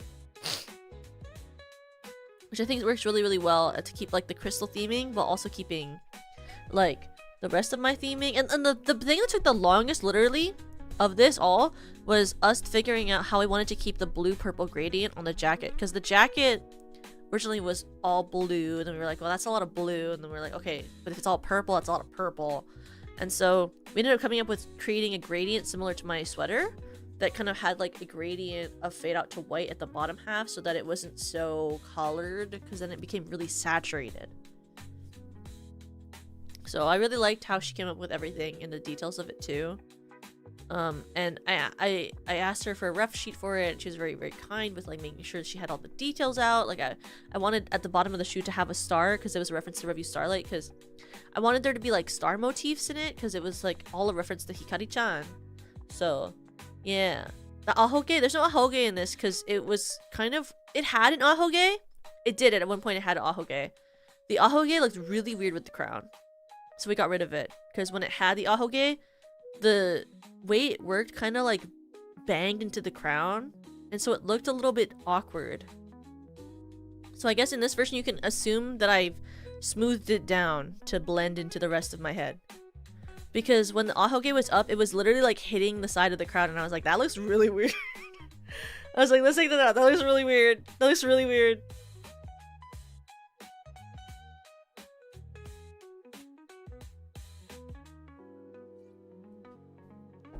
Yeah, I did the licks hands and combs hair. Cause like, the problem with it was like mostly right here, where you can see like, so first of all, the hair shape moves the mark, so it moves my middle part to be a side part. But then when the ahoge was like peeking up in the middle of my hair, the tip of it hits where the crown sort of sits on the horn. So I had to get rid of it, unfortunately. But I think, like, still regardless, the shape of my horns and the wings I have, plus the tail. My tail is a very unique shape. It kind of keeps the silhouette. Because I will say, one of the main things about Toka is I like that she has a very distinct silhouette shape, you know? I feel like, because my wings aren't attached to my body, because the tail has a really weird shape to it, it always has, like, a very particular shape. I think as long as I have a part of my design that has the weird tail shape, it's a pretty recognizable silhouette, you know? But I can show you guys like the, let me get the, where is it? Let me get the, off of the person I was working with. Oh, I guess I in the chat too. Let me get my, ooh. Resign into VGen, fine! I will! I was literally just here. No, I don't have to resign it. Fine, fine. I'll resign it. The fuck? Logging in. Jeez Louise. re-log in. I was using this before stream. What do you mean that's not my password? Wait. There we go. That was so funny, the me like, it's not your password. Are you sure? I think that is my password. Okay, wait. Let me find, they have like a picture they sent me. They sent it to Ida. Why can I not find it? Okay, wait. Let me just send you, I know Ida has it in her chat. With me. Ida. Ida. Ooh, I love Ida so much. Oh, oh. I think Ida's so cool. Okay. Aya, aya, aya. What? I keep forgetting this about a whole year. What? 350. I'm so happy it's been a whole year. Guys, I literally don't feel like it's been a year. It's kind of crazy. I genuinely don't feel like it's been a year since I've been streaming. I feel like it's been 5 years. Just joking. I feel like it's been not even a year. But it makes me happy that you guys have stuck around for a whole year. I'll be honest. I mean, I guess you guys won't hear how Senbei thinks about it unless you guys, like, when you guys get to vote on it, because Senbei's making the form. Probably will be up by tomorrow. But, like, when I joined SVP, and Senbei, like, hired me, I was like, damn, what a fucking mistake. Like, and I had been applying to different companies at that point, but like I genuinely, when somebody signed me, I was like, damn, what a mistake. Cause like I was like, I just don't think I'm good enough. Like, and I still don't even know if I think I'm good enough. I genuinely don't think I am. Like I don't know what made him want to believe in me. I'm sure if you asked him during a Q&A, he would say something that had meaning or something, but I just didn't think I deserved it. I didn't think I was good enough. I didn't think I deserved it. I didn't think I had the talent for it. Like, I just, comparatively to so many other amazing, beautiful, talented girls out there who could be in a corpo, I just didn't think I was good enough. And it meant so much to me that he took a chance on me. Like, I just didn't think it would happen. I applied a lot to companies because genuinely, like, I have a theater kid mindset, you know? Like, the theater kid mindset is, regardless of whether you think you're good enough, apply anyway. That's kind of like the theater kid mindset. It's like, you never know, so you might as well try. Is like, you know, like, you apply to 1,000 auditions, maybe you get one job. So I was just applying places. And I didn't think I would get anything. And then I got something, and I was like, that's crazy, bro. And I didn't think I would get a place like what I wanted, which is like, SVP is exactly what I wanted. Like, I got to design my character, I got to get support for music, and I get to plan whatever event I want, and I get to do what I want. Like this outfit for my birthday, like, it was not SVP's plan. The thing about SVP, you know, is like, what do you call, like, our 3D models we've all had so far are all paid out of pocket by the talent because they're not official models. Like, these are all Vroids that we pay for out of pocket. They're not like the official SVP 3Ds, which one day might happen. I don't know what, like, but like one day might happen. I mean, there's not a plan. But like, because we have these, like, you know, we paid for them, like, you know, like, we can do what we want with them, which is why I have an outfit. Because I paid, like, I mean, I can have an outfit. But like, I didn't expect to have this type of shit or have this, like, capacity to do this. Like, so it's like, it's just a different variation of what I thought I'd ever have. Like, I never thought I'd be interesting enough to watch, you know? Like, you know, like, I just didn't think so. Like, you know, you can be a god, doesn't mean anyone has to care about you. I mean, like, like, there are lots of small gods in different cultures and different online Tumblr posts that are invented that don't have followings, you know? Like, it was crazy. Like, I didn't have anything to really, I feel like, be like, hey, I'm super cool, hire me. I had nothing cool to be like, oh my god, I'm so awesome, hire me. At least in my head. Like, I felt very, when I applied, I felt very, not to the caliber. So, I was very lucky you know? And I feel like that's a part of what keeps my motivation and keeps my head on my shoulders, keeps me humble, keeps me wanting to work hard to keep making stuff, is that I still don't feel like I'm good enough to be in the corporation I'm in. I don't feel like I've achieved enough to be an SVP yet. I don't feel like I deserve to be an SVP in the same way that all my genuinely talented like gen mates are, you know? Like, I want to be able to prove that I belong here by continuing to spread the name of SVP by doing things that I think maybe step outside the mold to prove that, you know, I am my own person and I can prove that I'm worth being here, you know? Like, I want to be able to keep doing that so that it never feels like for anyone that I was added to this lineup as someone, you know? Like, I want them to I want people to know that I was okay that I was added and that I'm good enough to be here, you know? Like, Serena's such a good singer. I think Yui is just such a talented individual. She is so good at everything she does. She's amazing at graphic design. She's so charismatic. I think Lemmy's so interesting with her bug fact. She edits so much. She works really hard. She's so funny in her own way, and I love her art. I think Rena's the cutest girl you've ever seen in your whole life. Her ASMR is so good to listen to.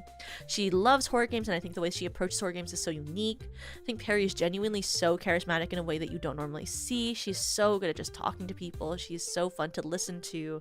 I think Nana is just such a cute lady. She's a little unhinged, but in the way that's really, really fun to watch, you know? And like, I just like... I often think to myself, like,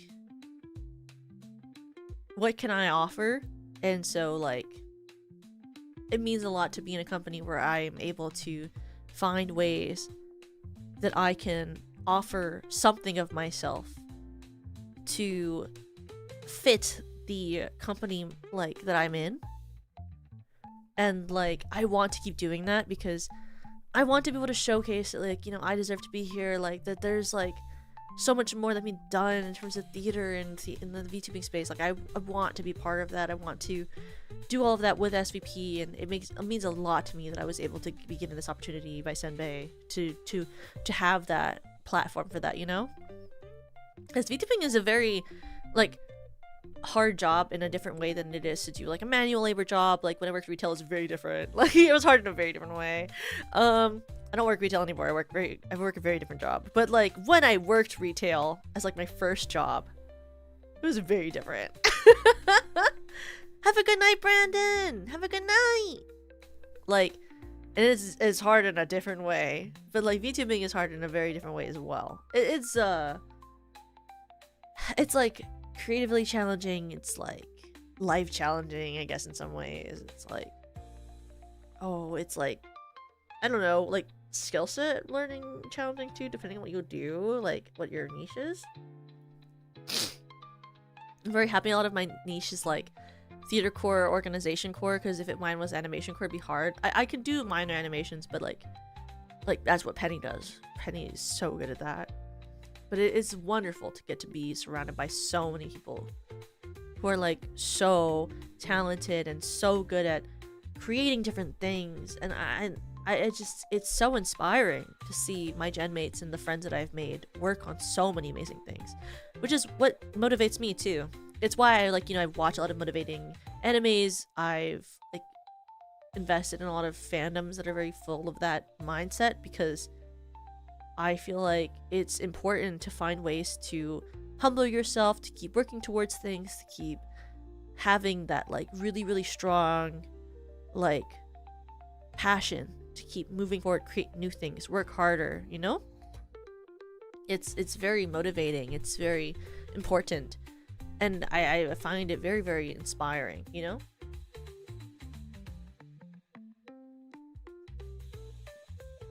It's just so nice, you know?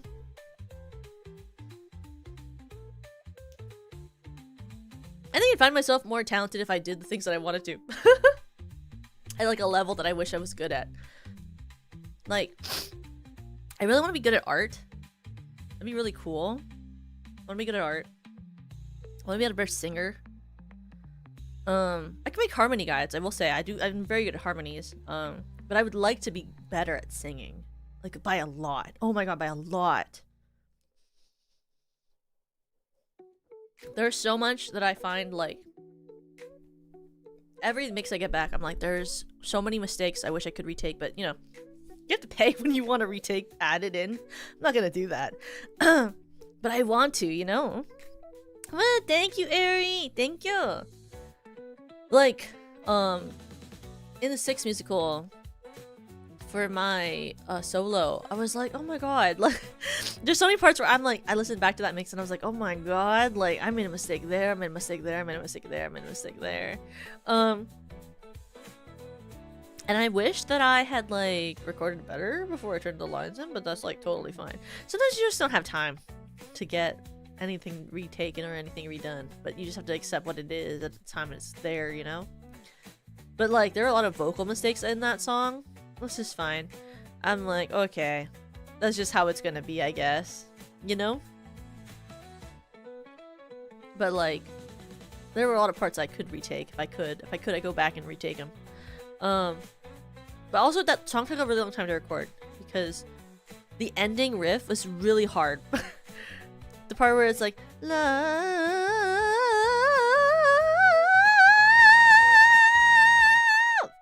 I need your love. That was so hard to record because it had to be belty and not just like high pitch like run. Oh my god, I think I spent an hour recording that part, like just individually from every part of that song. I recorded that part, and I am so sure my neighbors hated me for that. Like, I wouldn't shut up. I was recording that for so long. I was like, oh my god, please sound good, please, please. Whoever gets cast as that role on Broadway, I don't know how that girl does that run every night. Like, that's a hard run. Like, I wish I knew how to do that run really well without, like, multiple takes. Like, if I could do it live, that'd be sick. Like, as good as quality I did. Oh my goodness, please, sign me up. And then, like, oh my god, hi, Kira! Guys, if you haven't followed Kira, please make sure to. Her design just came out today. Like, she had like a reposting and then she had her goals. Kira is my sister. Kira is going to debut someday as a Lucy sister. She's my sister, but she's my stepsister so that I can keep flirting with her. She was in Monster Girls with me during my birthday concert. She is so funny. She's my tech support. She's my everything. Please, please, please follow Kira. I want, and please make sure to support her for when she debuts because I want everyone to look at her when she debuts. Because she's so cute and pretty and my baby. And she's also like, shoves her into the wall alpha position. Hey, haha. Grabs the chin, looks at her in the eyes. Okay? Anyway, she's really awesome. Please support her. Come on, say monster girls! I love Kira. Writes my own fanfiction in my head. Oh my gosh, why do I do that? Anyway.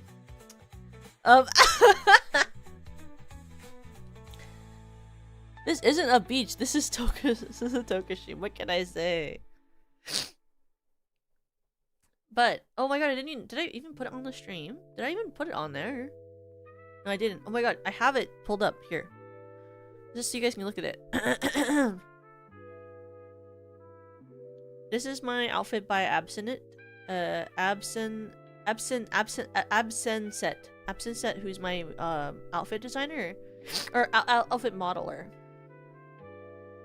But he was very chill. I was like, I reached out to him and I was like, oh my god, I have a really tight deadline. Do you think you could make this outfit in about 2.5 months? And he was like, I could try to fit it in. How important is it that it's done by then? And I was like, it's really important. And he was like, oh, I mean, I guess so. And I was like, oh my god, thank you. And so Absent Set was like rushing to make this outfit for me.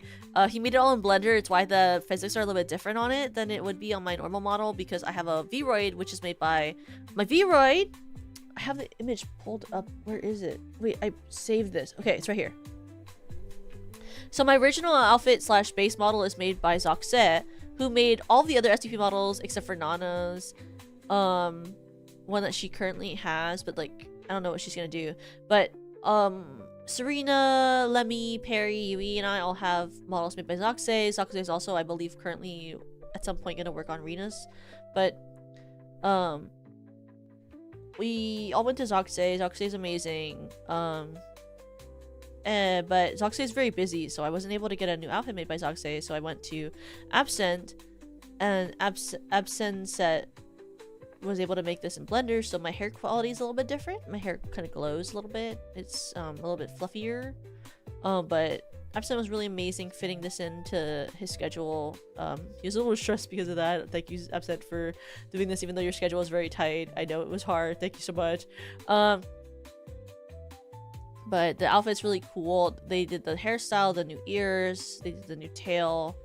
Everything has different physics in this version of it. It was very, very cool. I was very thankful. They were able to take Ida's reference and sort of just make it its own. It is lacking some of the details on the original reference, but that's okay. I don't really care. Like, it doesn't have like the little stars at the end, but I didn't really care that much about that. So I guess, yeah, I'll post this as an attachment to my current ref sheet on Twitter, so if anyone wants to get art, they can see the actual reference sheet, because it does have some details that are not on the 3D model just because of time constraints and me not wanting to get more edits done to it, like the little stars and stuff, but I don't really care. So I think it looks good. And it was really, really easy to work with them, which was really awesome. What else do I have? Oh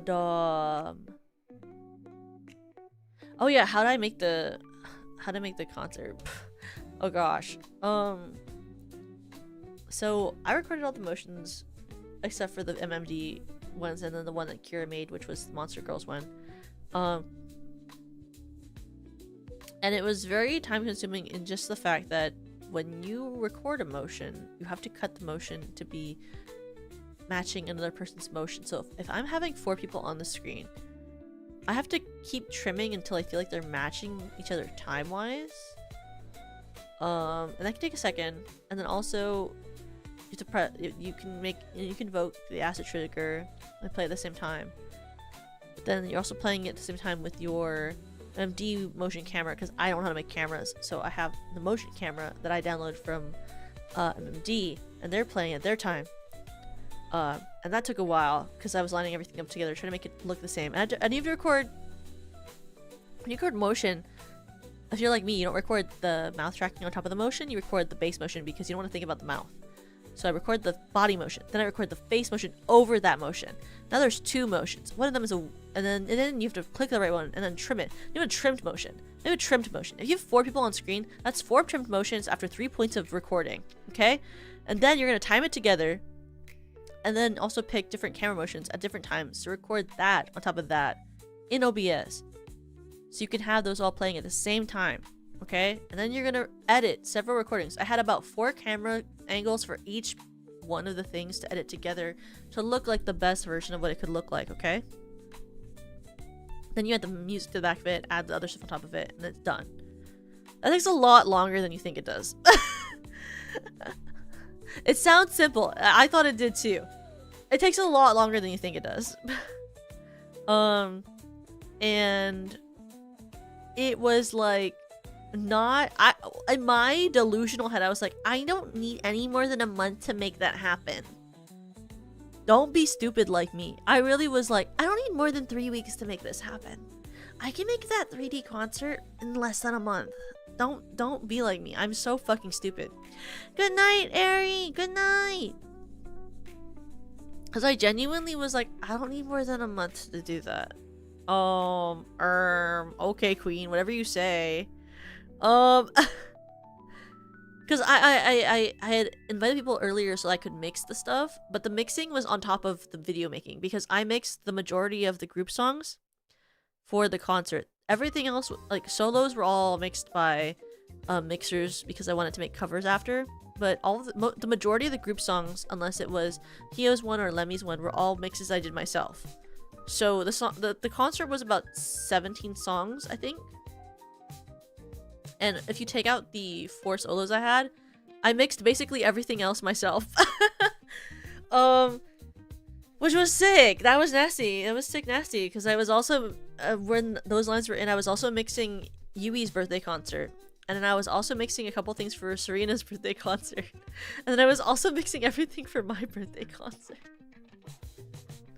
But then I was fine because it got finished in time. Which was very great. I'm always happy when I can do something that supports the other girls.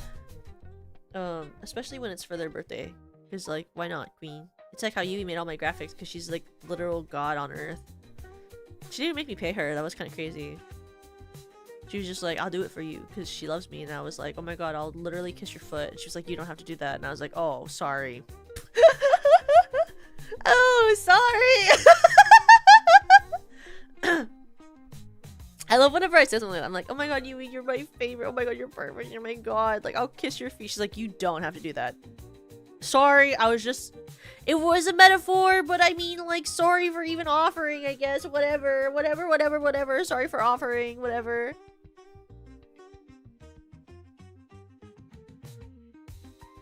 You could have insisted.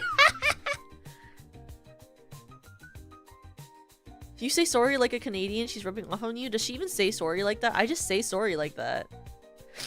I feel like I've said sorry like that for a long time. Like, does she even say sorry like that? Or does she say sorry? I can say sorry, but I just feel like that's kind of aggressive. Like, sorry is so much less aggressive, is it not? Is it too late now to say sorry? Cause I'm something your body. I don't listen to Justin Bieber. Like, do all Americans insist on saying like sorry versus sorry? I feel like sorry is so less aggressive. Sorry is so like sorry. Like, oh my god, so sorry for like annoying you. Like, oh my god, I didn't mean to say like, oh my god, like, I'm so sorry. You know?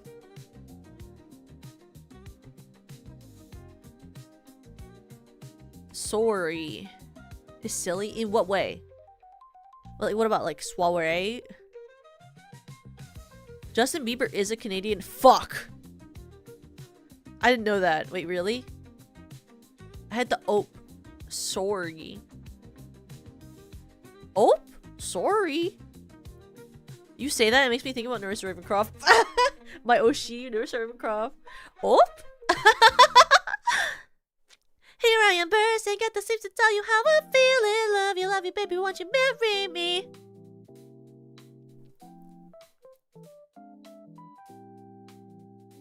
And mama, I'm a princess, so you know where you go. Wedding bells are ringing and the door waiting. God, something make you mine. I wish I was rich so I could do a cover of Oyame Holic and then get all the art and get an art of all of the SVP girls in my hand, holding me in their hand. But I'm not rich enough for that. But I wish I could, because then it'd be so cute. All the SVP girls plus Hyori Mokami. Hyori Mokami. Hyori Mokami.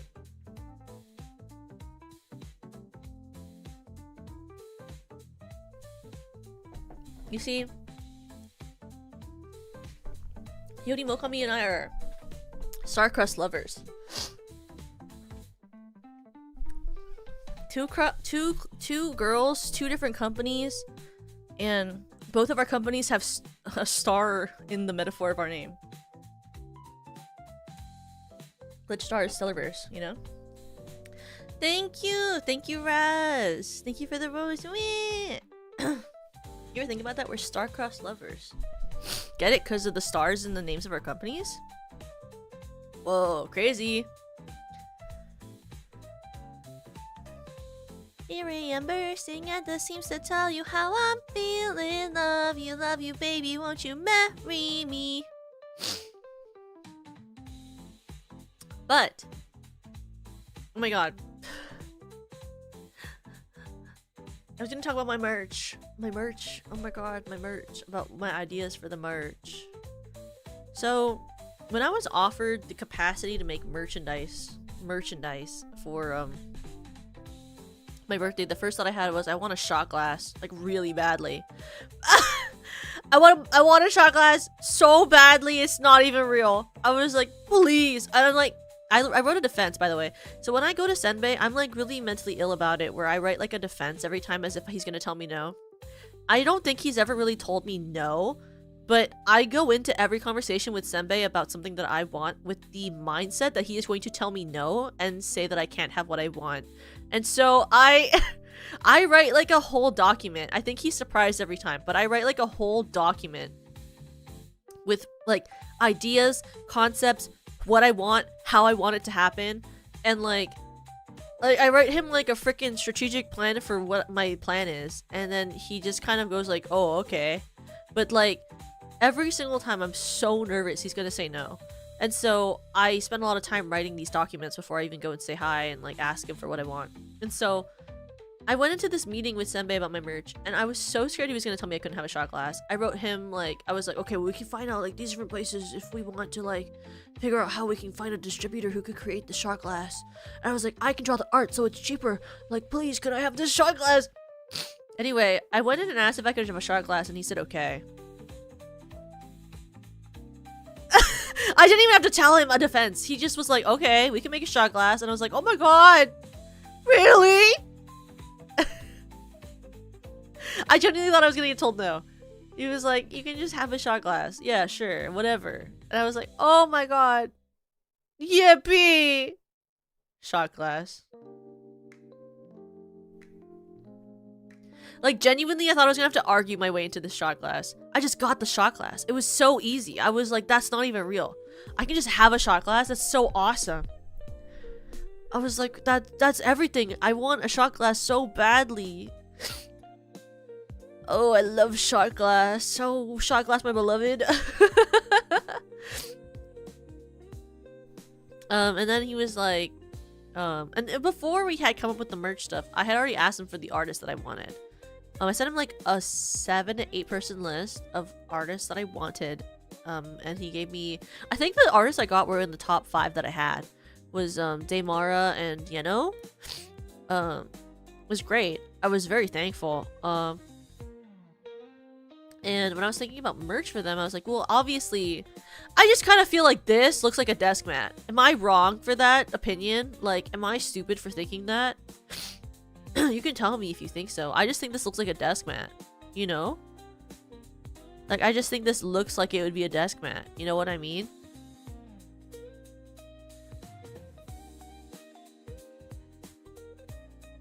Like, I just feel like if you look at this, you're like, that looks like it would be a great desk mat, you know?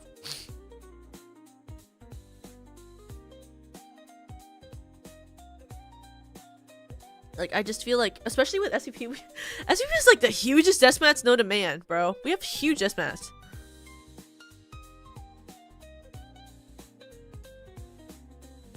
Like, if you, like, because, okay, so I've never had a desk mat before. I've never had one. I've never had a desk mat before in my life.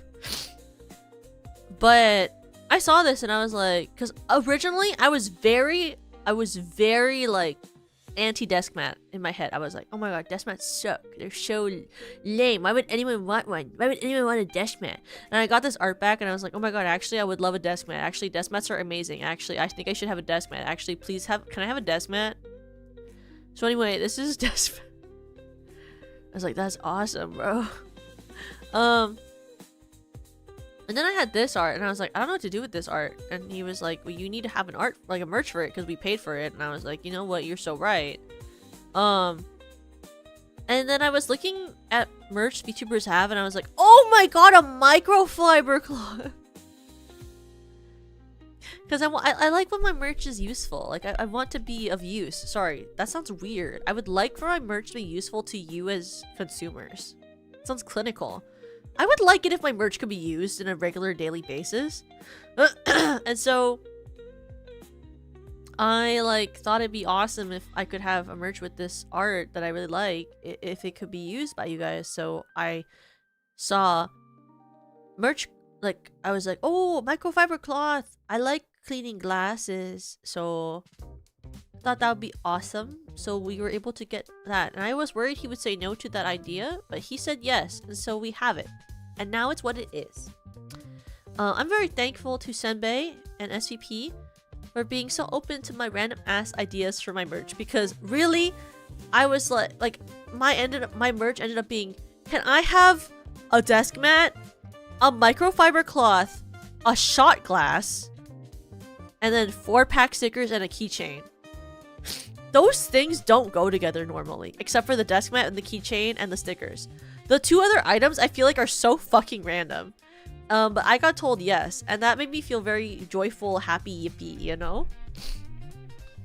It brought me great joy. It brought me great joy to be told that my random ass ideas were fine. So I was happy about it. I've been honestly considering, because of how much I like the shot glass, if I could have a shot glass every year, and every year is a different year of Toka shot glass, and you guys will have a collection at some point that tells you what year it is based on what shot glass you got. Because I really enjoyed drawing a simple art for it. I thought that would be kind of cute, you know? Until one day where we're big enough where we can order a wine glass. But I think it'd be kind of cool to have like a shot glass for every year, you know? Plus whatever other items I have, but it's like I'll draw a yearly shot glass and you guys will have a yearly shot glass every year that is related to whatever I'm doing, you know?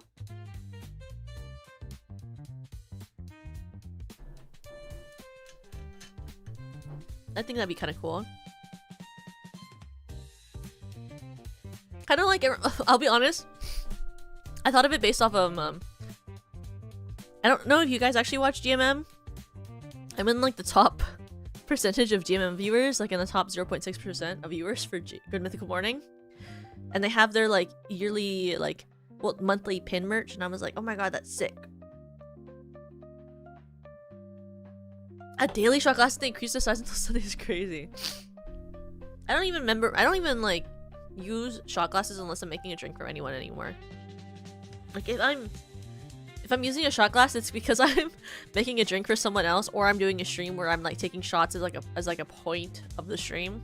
Otherwise, for shots, I just pull my head back and I just drink from the lip of the bottle. And I'm like, that's a shot, probably. Maybe. Could be. I don't know. I put it in my body. That must be a shot. Smiles.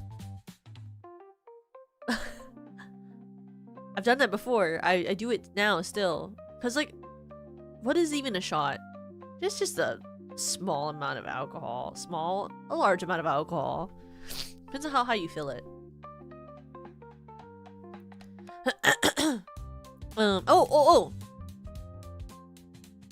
I like, also like, it was really it was very good that Ida had made the outfit design when she had, because at the time, like, I hadn't, like, we needed a design for the outfits for the merch, and so having her design really helped because it was cohesive. Otherwise, we had 2 artists who didn't know what they had to draw. So it was really helpful. But I mean, I think like the best thing about the events, in my opinion, was just that like we kind of had a lot of, like, I guess like control to create what we wanted to do, I guess. Like, I was able to really make what I wanted, and I think it's because Senbei and SUP were really free with me about what I wanted to do, and I really appreciate that. It was really fun to be able to make up whatever I wanted. Not makeup. That's a very unspecific term for what that means. Oh wait, okay. Before I talk more about that, one quick second. I'm gonna be BRB 1 second. I'm just gonna quickly grab more water. I'll be right back. Toka-kun.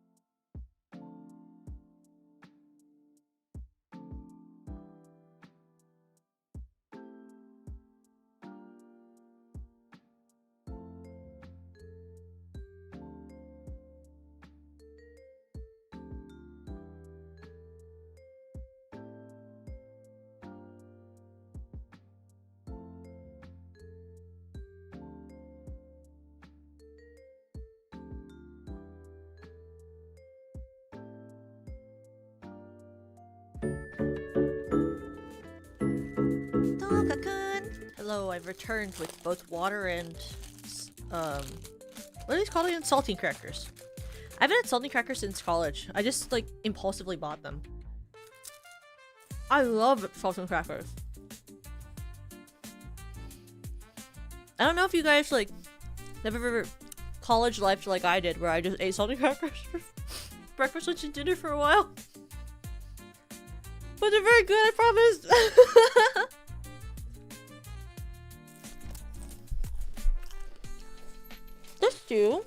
This two, out of the 4-pack that comes in a box.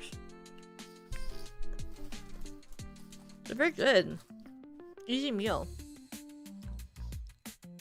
So simple, makes you feel like a horse. You know, if you eat like it's like you're like a horse eating the like cracker, you know? I'm sure if I met one at a barn, they would say yes and they would eat for me.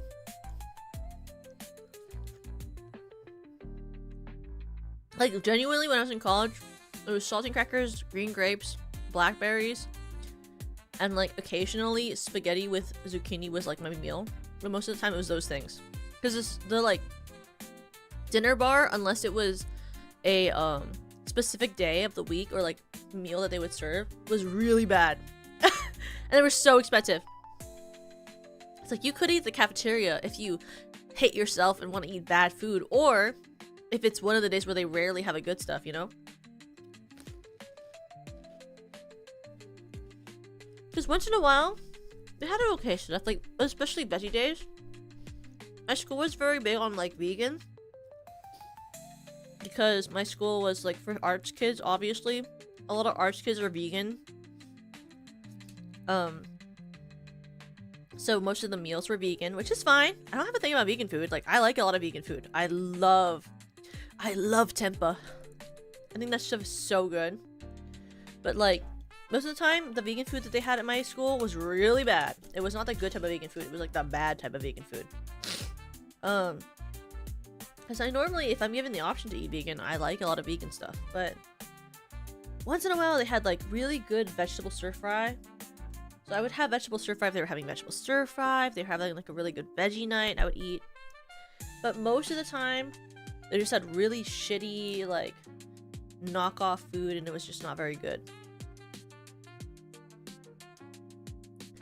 So I would just eat, like, saltine crackers with, like, peanut butter, or saltine crackers with, like, honey butter, or I would eat spaghetti with zucchini, like, grilled zucchini, or stuff like that, you know? That was, like, my meal for a good portion of college. Or I'd have juk. When I moved into my first apartment with my old roommate, we would just, like, I would make juk. She would never eat it because she was always like, your juk is so plain, like, you don't add enough flavoring. Girly pop, it's juk.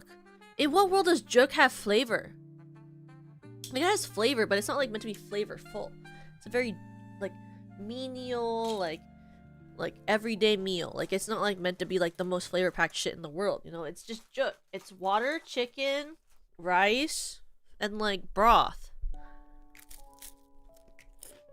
It's not meant to be delightfully enjoyed every single time. It's a simple everyday food to get through life.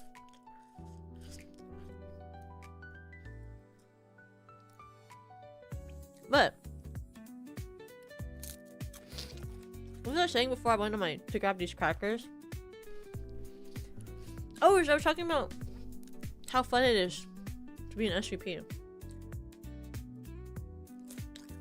I like that I'm given range to do what I want. It makes me joy. But I feel like my ideas are kind of crazy, bro. So it's fun.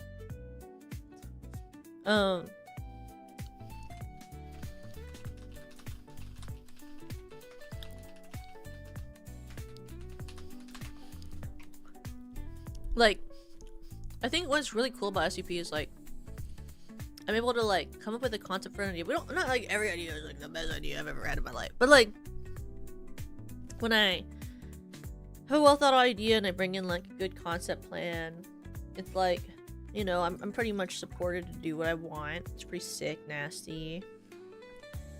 And, like, I like that I'm allowed to sort of like let them know what amount of support I want, because if I had to get everything I ever did approved by staff, I think my events would take 20,000 times longer. So instead I like make a sheet and I'm like, here's all the things that I want. And then I let them know, you know? And then they're like, yeah, and then I can do it, and it's awesome. I'm gonna kick myself out and hey, have a good night, 350. Please have a good rest of your night and take care. Have a good night. And it's pretty sick because a lot of other work I do like requires a lot of hoops to jump through to make things get done, and it's so annoying. I like that I don't have to do that. Because like my actual job, like, oh my god, things take so long, and it's like for why though? But like for why? I don't even think it's that important. Why is it taking so long? Why is this taking so long? So I'm thankful that I kind of get like the capacity to just do things the way that I want to, and like it works at the speed that I want to, because I would like it in theory if everything worked like pretty fast. I'm a pretty impatient person. I was born in April, you know, in the part where the Aries sun like meets the sky. I wasn't born to be patient. I was born to be impatient, actually. Like, I wasn't meant to have patience. Aries just aren't like that, you know? So it's sick.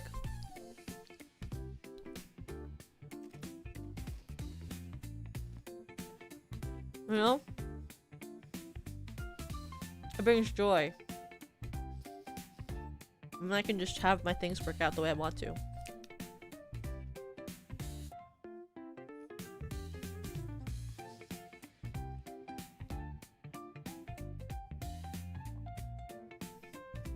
One second.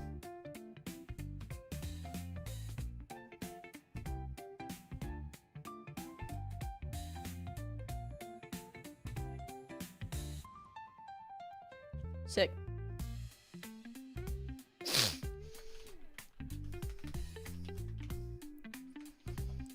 Iconic. Sorry, I was talking to Senpai about something. But yes. I prefer it when it's that way, you know?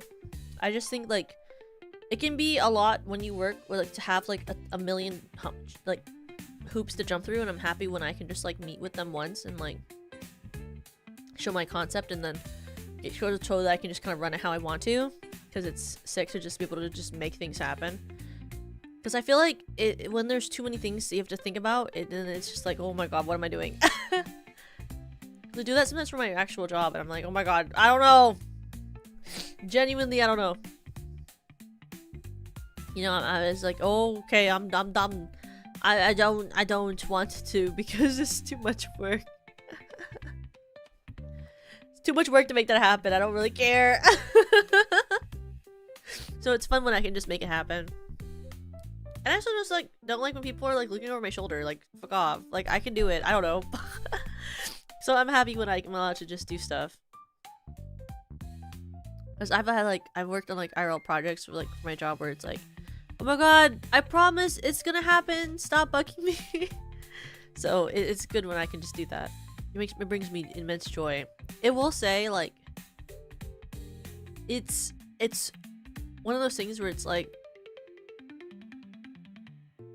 what are you willing to do for it? Which I think is fine, because I think that it like allows for like also self-motivation. But I was like one of those kids that people didn't like. Where like when I was in college, a lot of my classmates like didn't like that our school was like, to learn, they gave us the foundation, but you had to be self-motivated. A lot of my classmates didn't like self-motivation. They were like, well, it's a waste of our money if the school's not going to motivate us. But I genuinely think that finding ways to create your own self-motivation are very, very healthy. It's good for you, I think. It's good for your brain. So I like that SUP allows us to keep like cultivating that, because I think when you stop cultivating that, it can kind of hurt your mentality, hurt your self-actualization, and help your motivation. Like it can kind of like stifle your motivation. So I think it's good that we're allowed to practice that skill set, because I think it's important, you know? I think it's very important to be able to know what you want and go after it in a way that you think is effective. Because otherwise, like, what is life? Not to be existential, but like, what is life? Like, what is life without figuring out and going after the things that you think are good or desire, you know?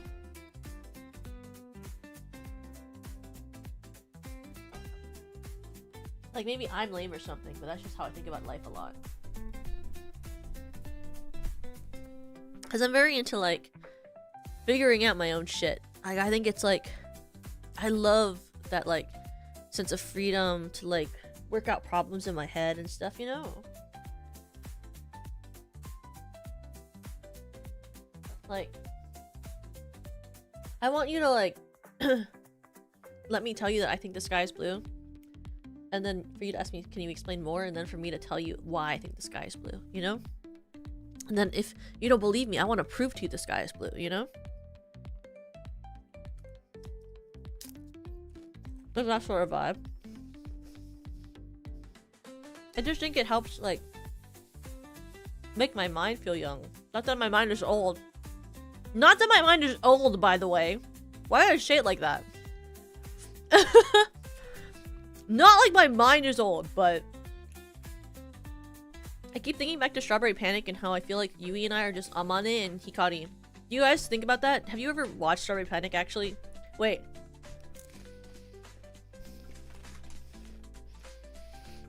Wait a second.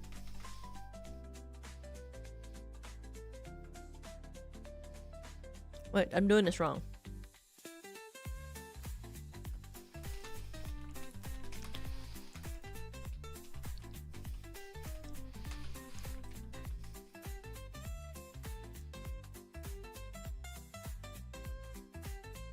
Have you guys watched Strawberry Panic? It's just a question. I just want to know, like, if you guys understood my reference or not. It's a really good reference! Just so you know. If you haven't watched it, I mean, I guess you wouldn't get it, but if you like, I just wanted you to know, like, it's a very powerful reference. No, but I knew to is crazy. Do you guys actually like Yuri or not? Genuine question.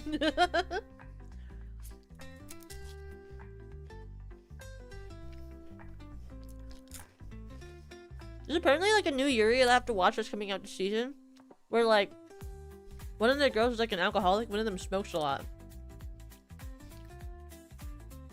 Did you guys get that on your feed, or am I just on a specific side of Twitter? Like, am I just like on the wrong side of Twitter where I get a bunch of Yuri recommendations all the time? Oh, good. Yeah, they're like all college students who are like roommates or something. I've never seen it before, but I should watch it when it comes out. It's like new, and apparently the art is really, really good. But you guys are making me feel like after I watched the Review Starlight movie with Serena and Lemmy that we should do a Strawberry Panic watch along. Because Strawberry Panic is not actually that long. It's actually pretty short. It's like 2 12-episode seasons, so it's really... It's like if you do 6 episodes per watch along, then it's literally just 4 episodes. Like, it's just 4 streams, you know? I have a lot of opinions about Strawberry Panic because I read the light novel, I watched the anime, and I also I read all the manga. It's an interesting anime. There's also like the anime that I felt like I should watch with you guys one day was Akuma no Riddle, which is has Tokaku in it. Who is the girl with hair like mine who is dark blue hair, and she has a girl that she's in love with who has red hair and is cute and sweet. I love Akuma no Riddle. I watch a lot of Yuri. I know it's shocking. I know it's shocking.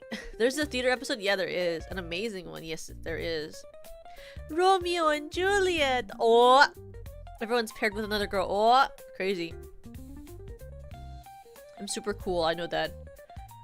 There are a lot of Yuri I haven't watched though. Like especially in the last season. I watched halfway through This Monster Wants to Eat Me.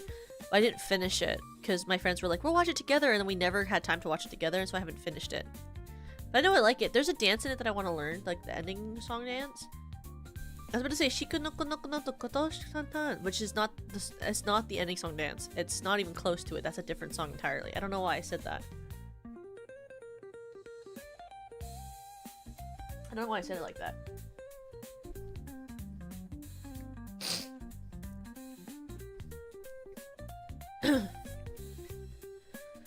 None of you have ever watched Strawberry Panic is insane to me, actually. I guess I will do a watch along so that you're knowledgeable on the ancient text, because I can't imagine not knowing the ancient text.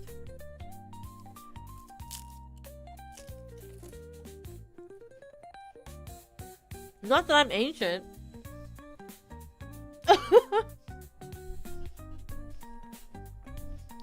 Not that I'm ancient. But like I'm thankful to showcase to you guys like that type of stuff. Because I don't know anything except for Yuri.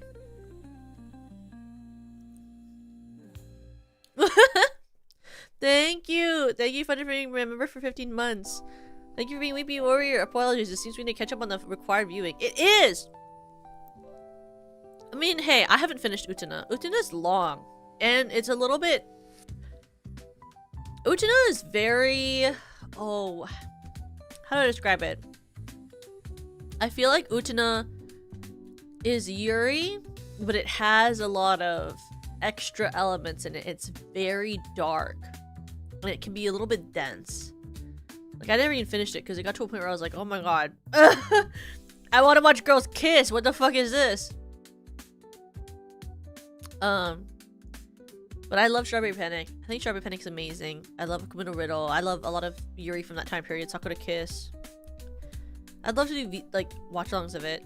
Can you imagine? I do a bunch of Yuri watch-alongs and I named the playlist Watching Yuri with Crybabies. And that's my... And it's just a playlist on my channel that's just literally all of us just watching Yuri. And then anyone who's new can watch us watch Yuri to catch up on what we know. And it's so crazy. That's so crazy. It's like, what the fuck do I know? I don't know. It is Yuri. I've watched even one. Like, everyone has to watch Do It Yourself. Da da da da da da. We watch Strawberry Panic, and we watch Akuma no Riddle, and we watch Medalist. Ooh, crazy. Crazy. Isn't that crazy? I love, oh my god, I need to watch Medalist. I have to finish it. Oh, I watched like 8 episodes, and there's like a couple left, and then there's season 2. Ooh. Because I don't watch a lot of television. I watch a lot of just mindless content because I'm just fucking, I don't know, lazy? Not lazy. I'm tired. Like, what did I watch today? Wait, let me... I watched some stupid ass bullshit today. I watched...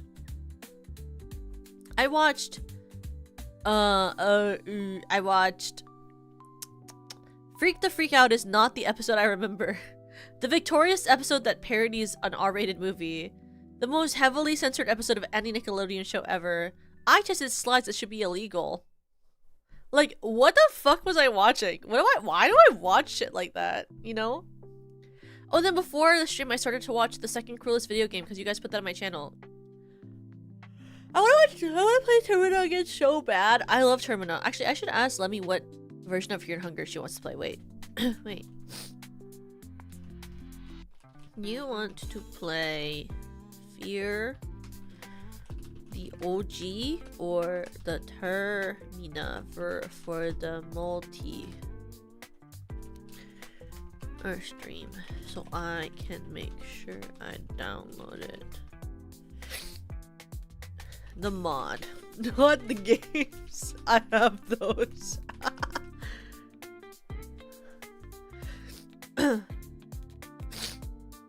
I want to Lemmy said she'd play Fear and Hunger with me as a multiplayer because there's a mod for it where you can play multiplayer. But I don't know which version she wants to play.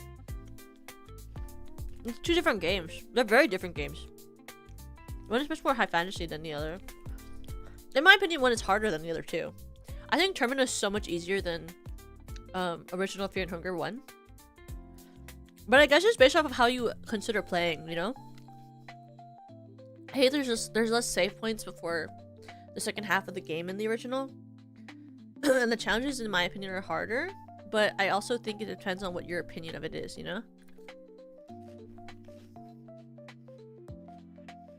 It's also, I think, the super hard mode in Termina is way harder than the super hard mode in Fear and Hunger 1. Because if you're in the moonlight for too long, you just die. It's like if you just can't plan your route somewhere fast enough or someone chases you, you're dead. You know? So it depends on what your conceptualization of that is. Because in Termina, if you can't walk to the next place to get shelter in 30 seconds, you just auto-die. So I don't think we're playing the hardest mode. It depends on what Lily wants to do. I'll do whatever mode she wants to do. I'm excited to play with her. I think it's super cool that they made a mod where you can just, like, play together.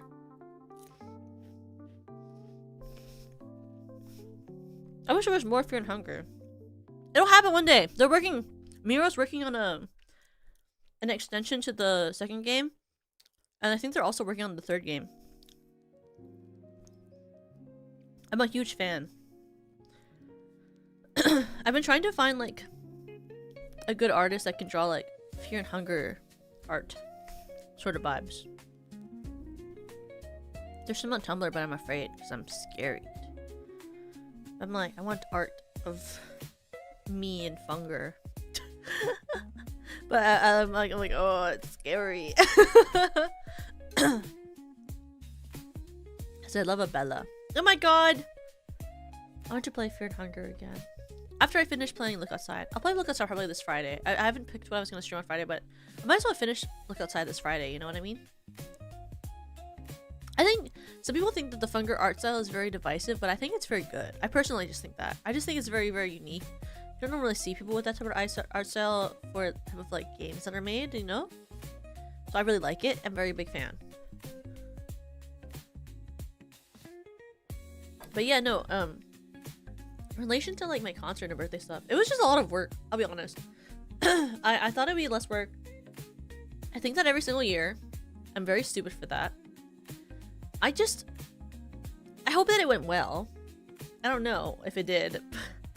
I hope next year goes even better. I would like by next year, my goal is to learn how to make MMD cameras. I think is one of my goals for next year. I would like to be able to make MMD cameras. I would like to have new song choices.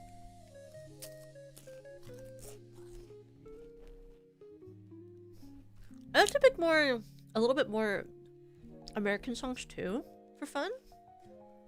But I don't know the theme, because next year, the theme will be different. This year was, like, royalty. I wonder what theme I'll pick for next year. I haven't thought about it yet. Well, actually, that's not true. Wait, actually, that's really a lie. Because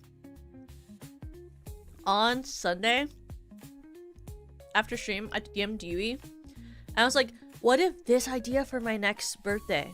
And she was like, you haven't finished the first one, shut up. And I was like, oh, you're right. So I technically have an idea, I just haven't figured out how I'd make it happen or what I would do for it yet. But I do have an actual concept for the next one, I just haven't thought about it enough yet. I generally don't know how I'd make it happen, which is a problem. Like, I don't know what I'd do. Because the concept is very hard in my head to figure out how I'd make it into a live stream. You know? Like, if it was theater, it'd be so easy. That's one of the good things about theater, is it's so easy to make things appear a certain way or work a certain way. With digital, like, there's a lot of air time for loading and extra seconds to think, and you can look things up. It's a little bit less immersive than traditional theater, so it's a little bit different, but I feel like it could work really well. So I guess based off of like what I guess I choose to do,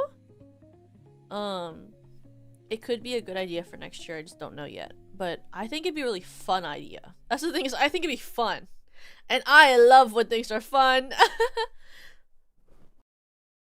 I'll be honest, one of the hardest parts of creating all this shit is like figuring out how to include myself into it, because I don't want to just like make an event and be the host, because that's kind of boring. Like, I want to be able to take part in it and be the host at the same time, which means I have to be 2 different characters. Hence why Toka is in the 6 Queens thing and Clara was the commenter, because it's hard to do both. I mean, it already is hard to do both, but there's no way, like, plot-wise, where you can be both most of the time, you know? One of you has to be a different character, one of you has to be in the show. It's why I'm grateful that I ended up having 2 sets of hair. It's easy to switch between the 2. It's sort of vibe, like, easy to decide who is who. Like, the idea I have does work with that. It's just like figuring out how I'd make it happen. And if I want to work on it right now, or if I want to focus on other stuff I have to do. Anyway, it's just life, I guess. Because also it's not cheap. The video editing for 6, the musical alone, because I had videos edited for it. I did not make those MVs, and they're in the credits below right now. I did not make those MVs. I am so bad at After Effects. The most I could ever do is the Call Me Maybe video I made for Axia. Like, that's it. Like, the videos that were made for 6 plus the mixes I had to get commissioned, I got everything mixed. I didn't mix it myself. It's a lot of money. Oh, anyway, ew, oh. Spent a lot of money, who cares? Like, I didn't do it myself, but it's like you gotta plan it in advance because people have to record in advance, so that you get made in advance. I got the last mix back literally the day before the show. So, you know, things take time. No matter how much you plan in advance, things happen. But, like, if I want my ideas to work, it's like, okay, like, how many things am I willing to pay to get mixed and mastered and tuned timed and edited? Because for the Brunch Bunch, I edited and mixed everything myself. And after I did that for the Brunch Bunch, I was like, I'm never doing that again. Because it was a bunch of work and I hated it. Because the thing is, I don't actually like, I enjoy making harmony guides. I genuinely do. I love making harmony guides. I like writing lyrics. I like helping other people. I don't like tune timing and I don't like mix mastering. I do it. It's a necessity. I do it because I'm not rich. But for an event, I'm not going to try to do it if it's like something like 6, a musical. I just feel like it's at a level I'm not at. And I'm not going to try to do something it's like at a level I'm not at and then try to pretend like I'm happy with it, you know? Because that's just not... Why would I do that, you know? I'd rather just pay someone, like save money over a couple of months and pay someone versus let it be the other way, because I'm like, whoa, like, when I have time for that, you know? I'm not like that. I'm not that cool. Wish I was. Can you imagine if I was a pro mixer? Damn, okay, Toka. Like, no, I'm not there yet. Want to be, not there. Same with video editing. I'm a minor at it. I'm like okay at it. I'm not good at it, so I couldn't make the videos myself if I wanted them to be the style that they were for the concert. Even especially compositing. My computer is not good enough for that, so you know, it's like figuring out what you're willing to pay to make things happen to do, and you know, it's a very specific amount of like, what are you willing to do for one thing or the other? Because I wasn't willing to suffer the way I did last year. I really wasn't. Like, to make the Brunch Bunch happen, I spent so much time video editing when I just like didn't have to. And so I'm completely fine with paying artists to do that for me. Cause damn, I'm stupid as hell. Like, I wish I was better than that though, but like, I'm just not. Like, After Effects sucks ass, and I learned After Effects because I wanted to like learn how to make videos, but it's not good. You know, I'm not good at it. I hate After Effects. It takes forever to log too. Best MVs I've ever seen. They're very, very good. I love the people I worked with for it. Probably gonna work with them in the future for MVs. They're very reliable, very good. I like them a lot. And I would like to also have a couple of MVs for like when I work on a song that's like newer, but I don't have time to wait for art, but I want to make a cover really quickly. So sort of like Prima Donna that I did. So drawing my own art, like commissioning someone to make a video like the 6 ones instead would be really cool. I think it'd be pretty awesome. So I've considered that. Because I like those things to pop off a little bit too, because you work on them really hard and you make them really fast, but then like if they don't do well, it's like, oh, like I did for Prima Donna, like it didn't work very well, and I was like, oh, jeez. Because, you know, like you pay for a rush mix, and if it doesn't perform well, you're like, oh, that's fine. You cannot control the algorithm, you know, so. I just think it works how it wants to work. You don't get to pick. It's the mercy of the algo. I know, right? It'd be cool if the algo liked me a little bit more, but I don't produce content that I think works well within the algorithm that much. Or at least in my opinion, I don't, you know? Really a lot of unstable content. Like I do my big things once in a while. Everything else is like whether I can convince myself to make shorts fast enough. I want to make more shorts. I literally have pre-scripted shorts, but I've been so busy I didn't have time to edit them because I don't have the money to get them edited. And I have all this stuff that I've pre-written to make into short content, so I just have to record them now. I just like, okay, sit down to record them, you know, because otherwise I'm not going to record them. So hopefully in the next couple of months you'll get more shorts content that can be easy to digest and have fun with and work well. Because it can just kind of sometimes be like, oh, I just don't have the energy to do that. Because like even at I'm like like the thought of doing anything other than like minor things right now like really like makes my soul sink. And I don't want it to, because I want to do a bunch of things right now. One of the things I wish I was doing right now, and then it's like I'm just too tired. Is the honest thought of it, you know? It's like the thought of like editing another short right now makes me like really tired. Like the thought of like doing anything right now makes me really tired. But like there are things that are like actual due dates that have to get done, which those will be done no matter what. But like the thought of doing things that are not deadlines right now, at least for like the next like week and a half or so, are just things I can't conceptualize, you know what I mean?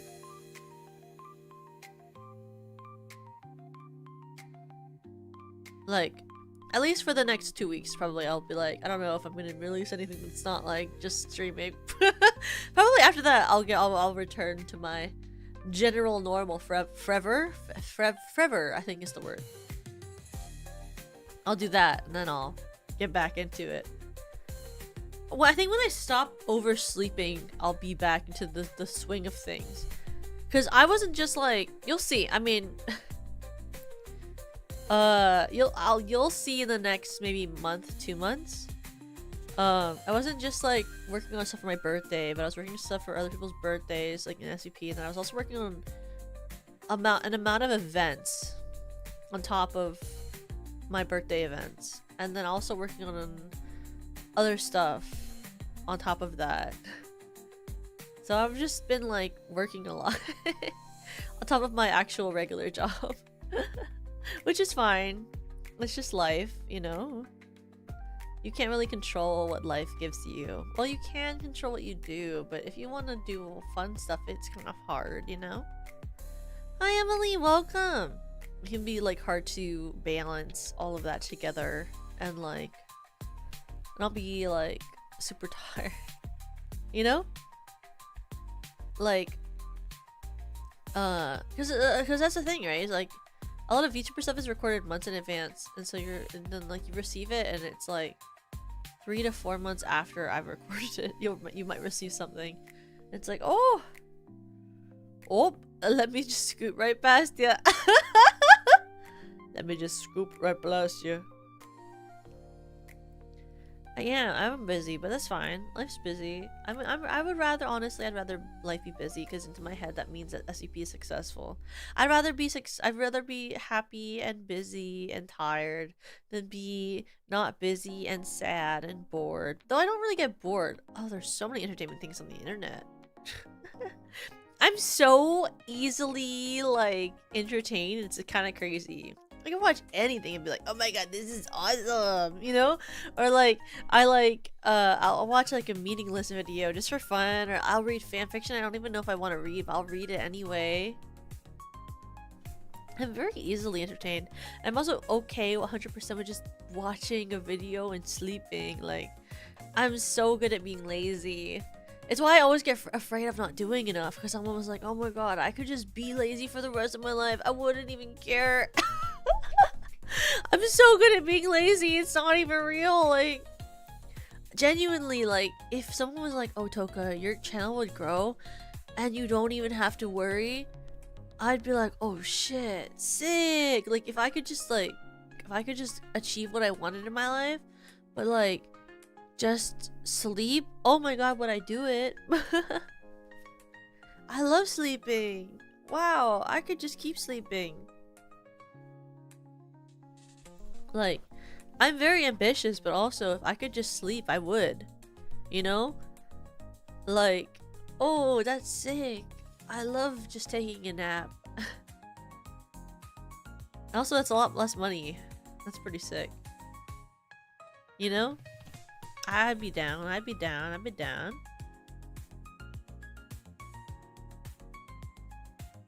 The world at my fingertips, it is genuinely. I mean, I like to believe that I have everything I could ever need, like, just seconds away from me.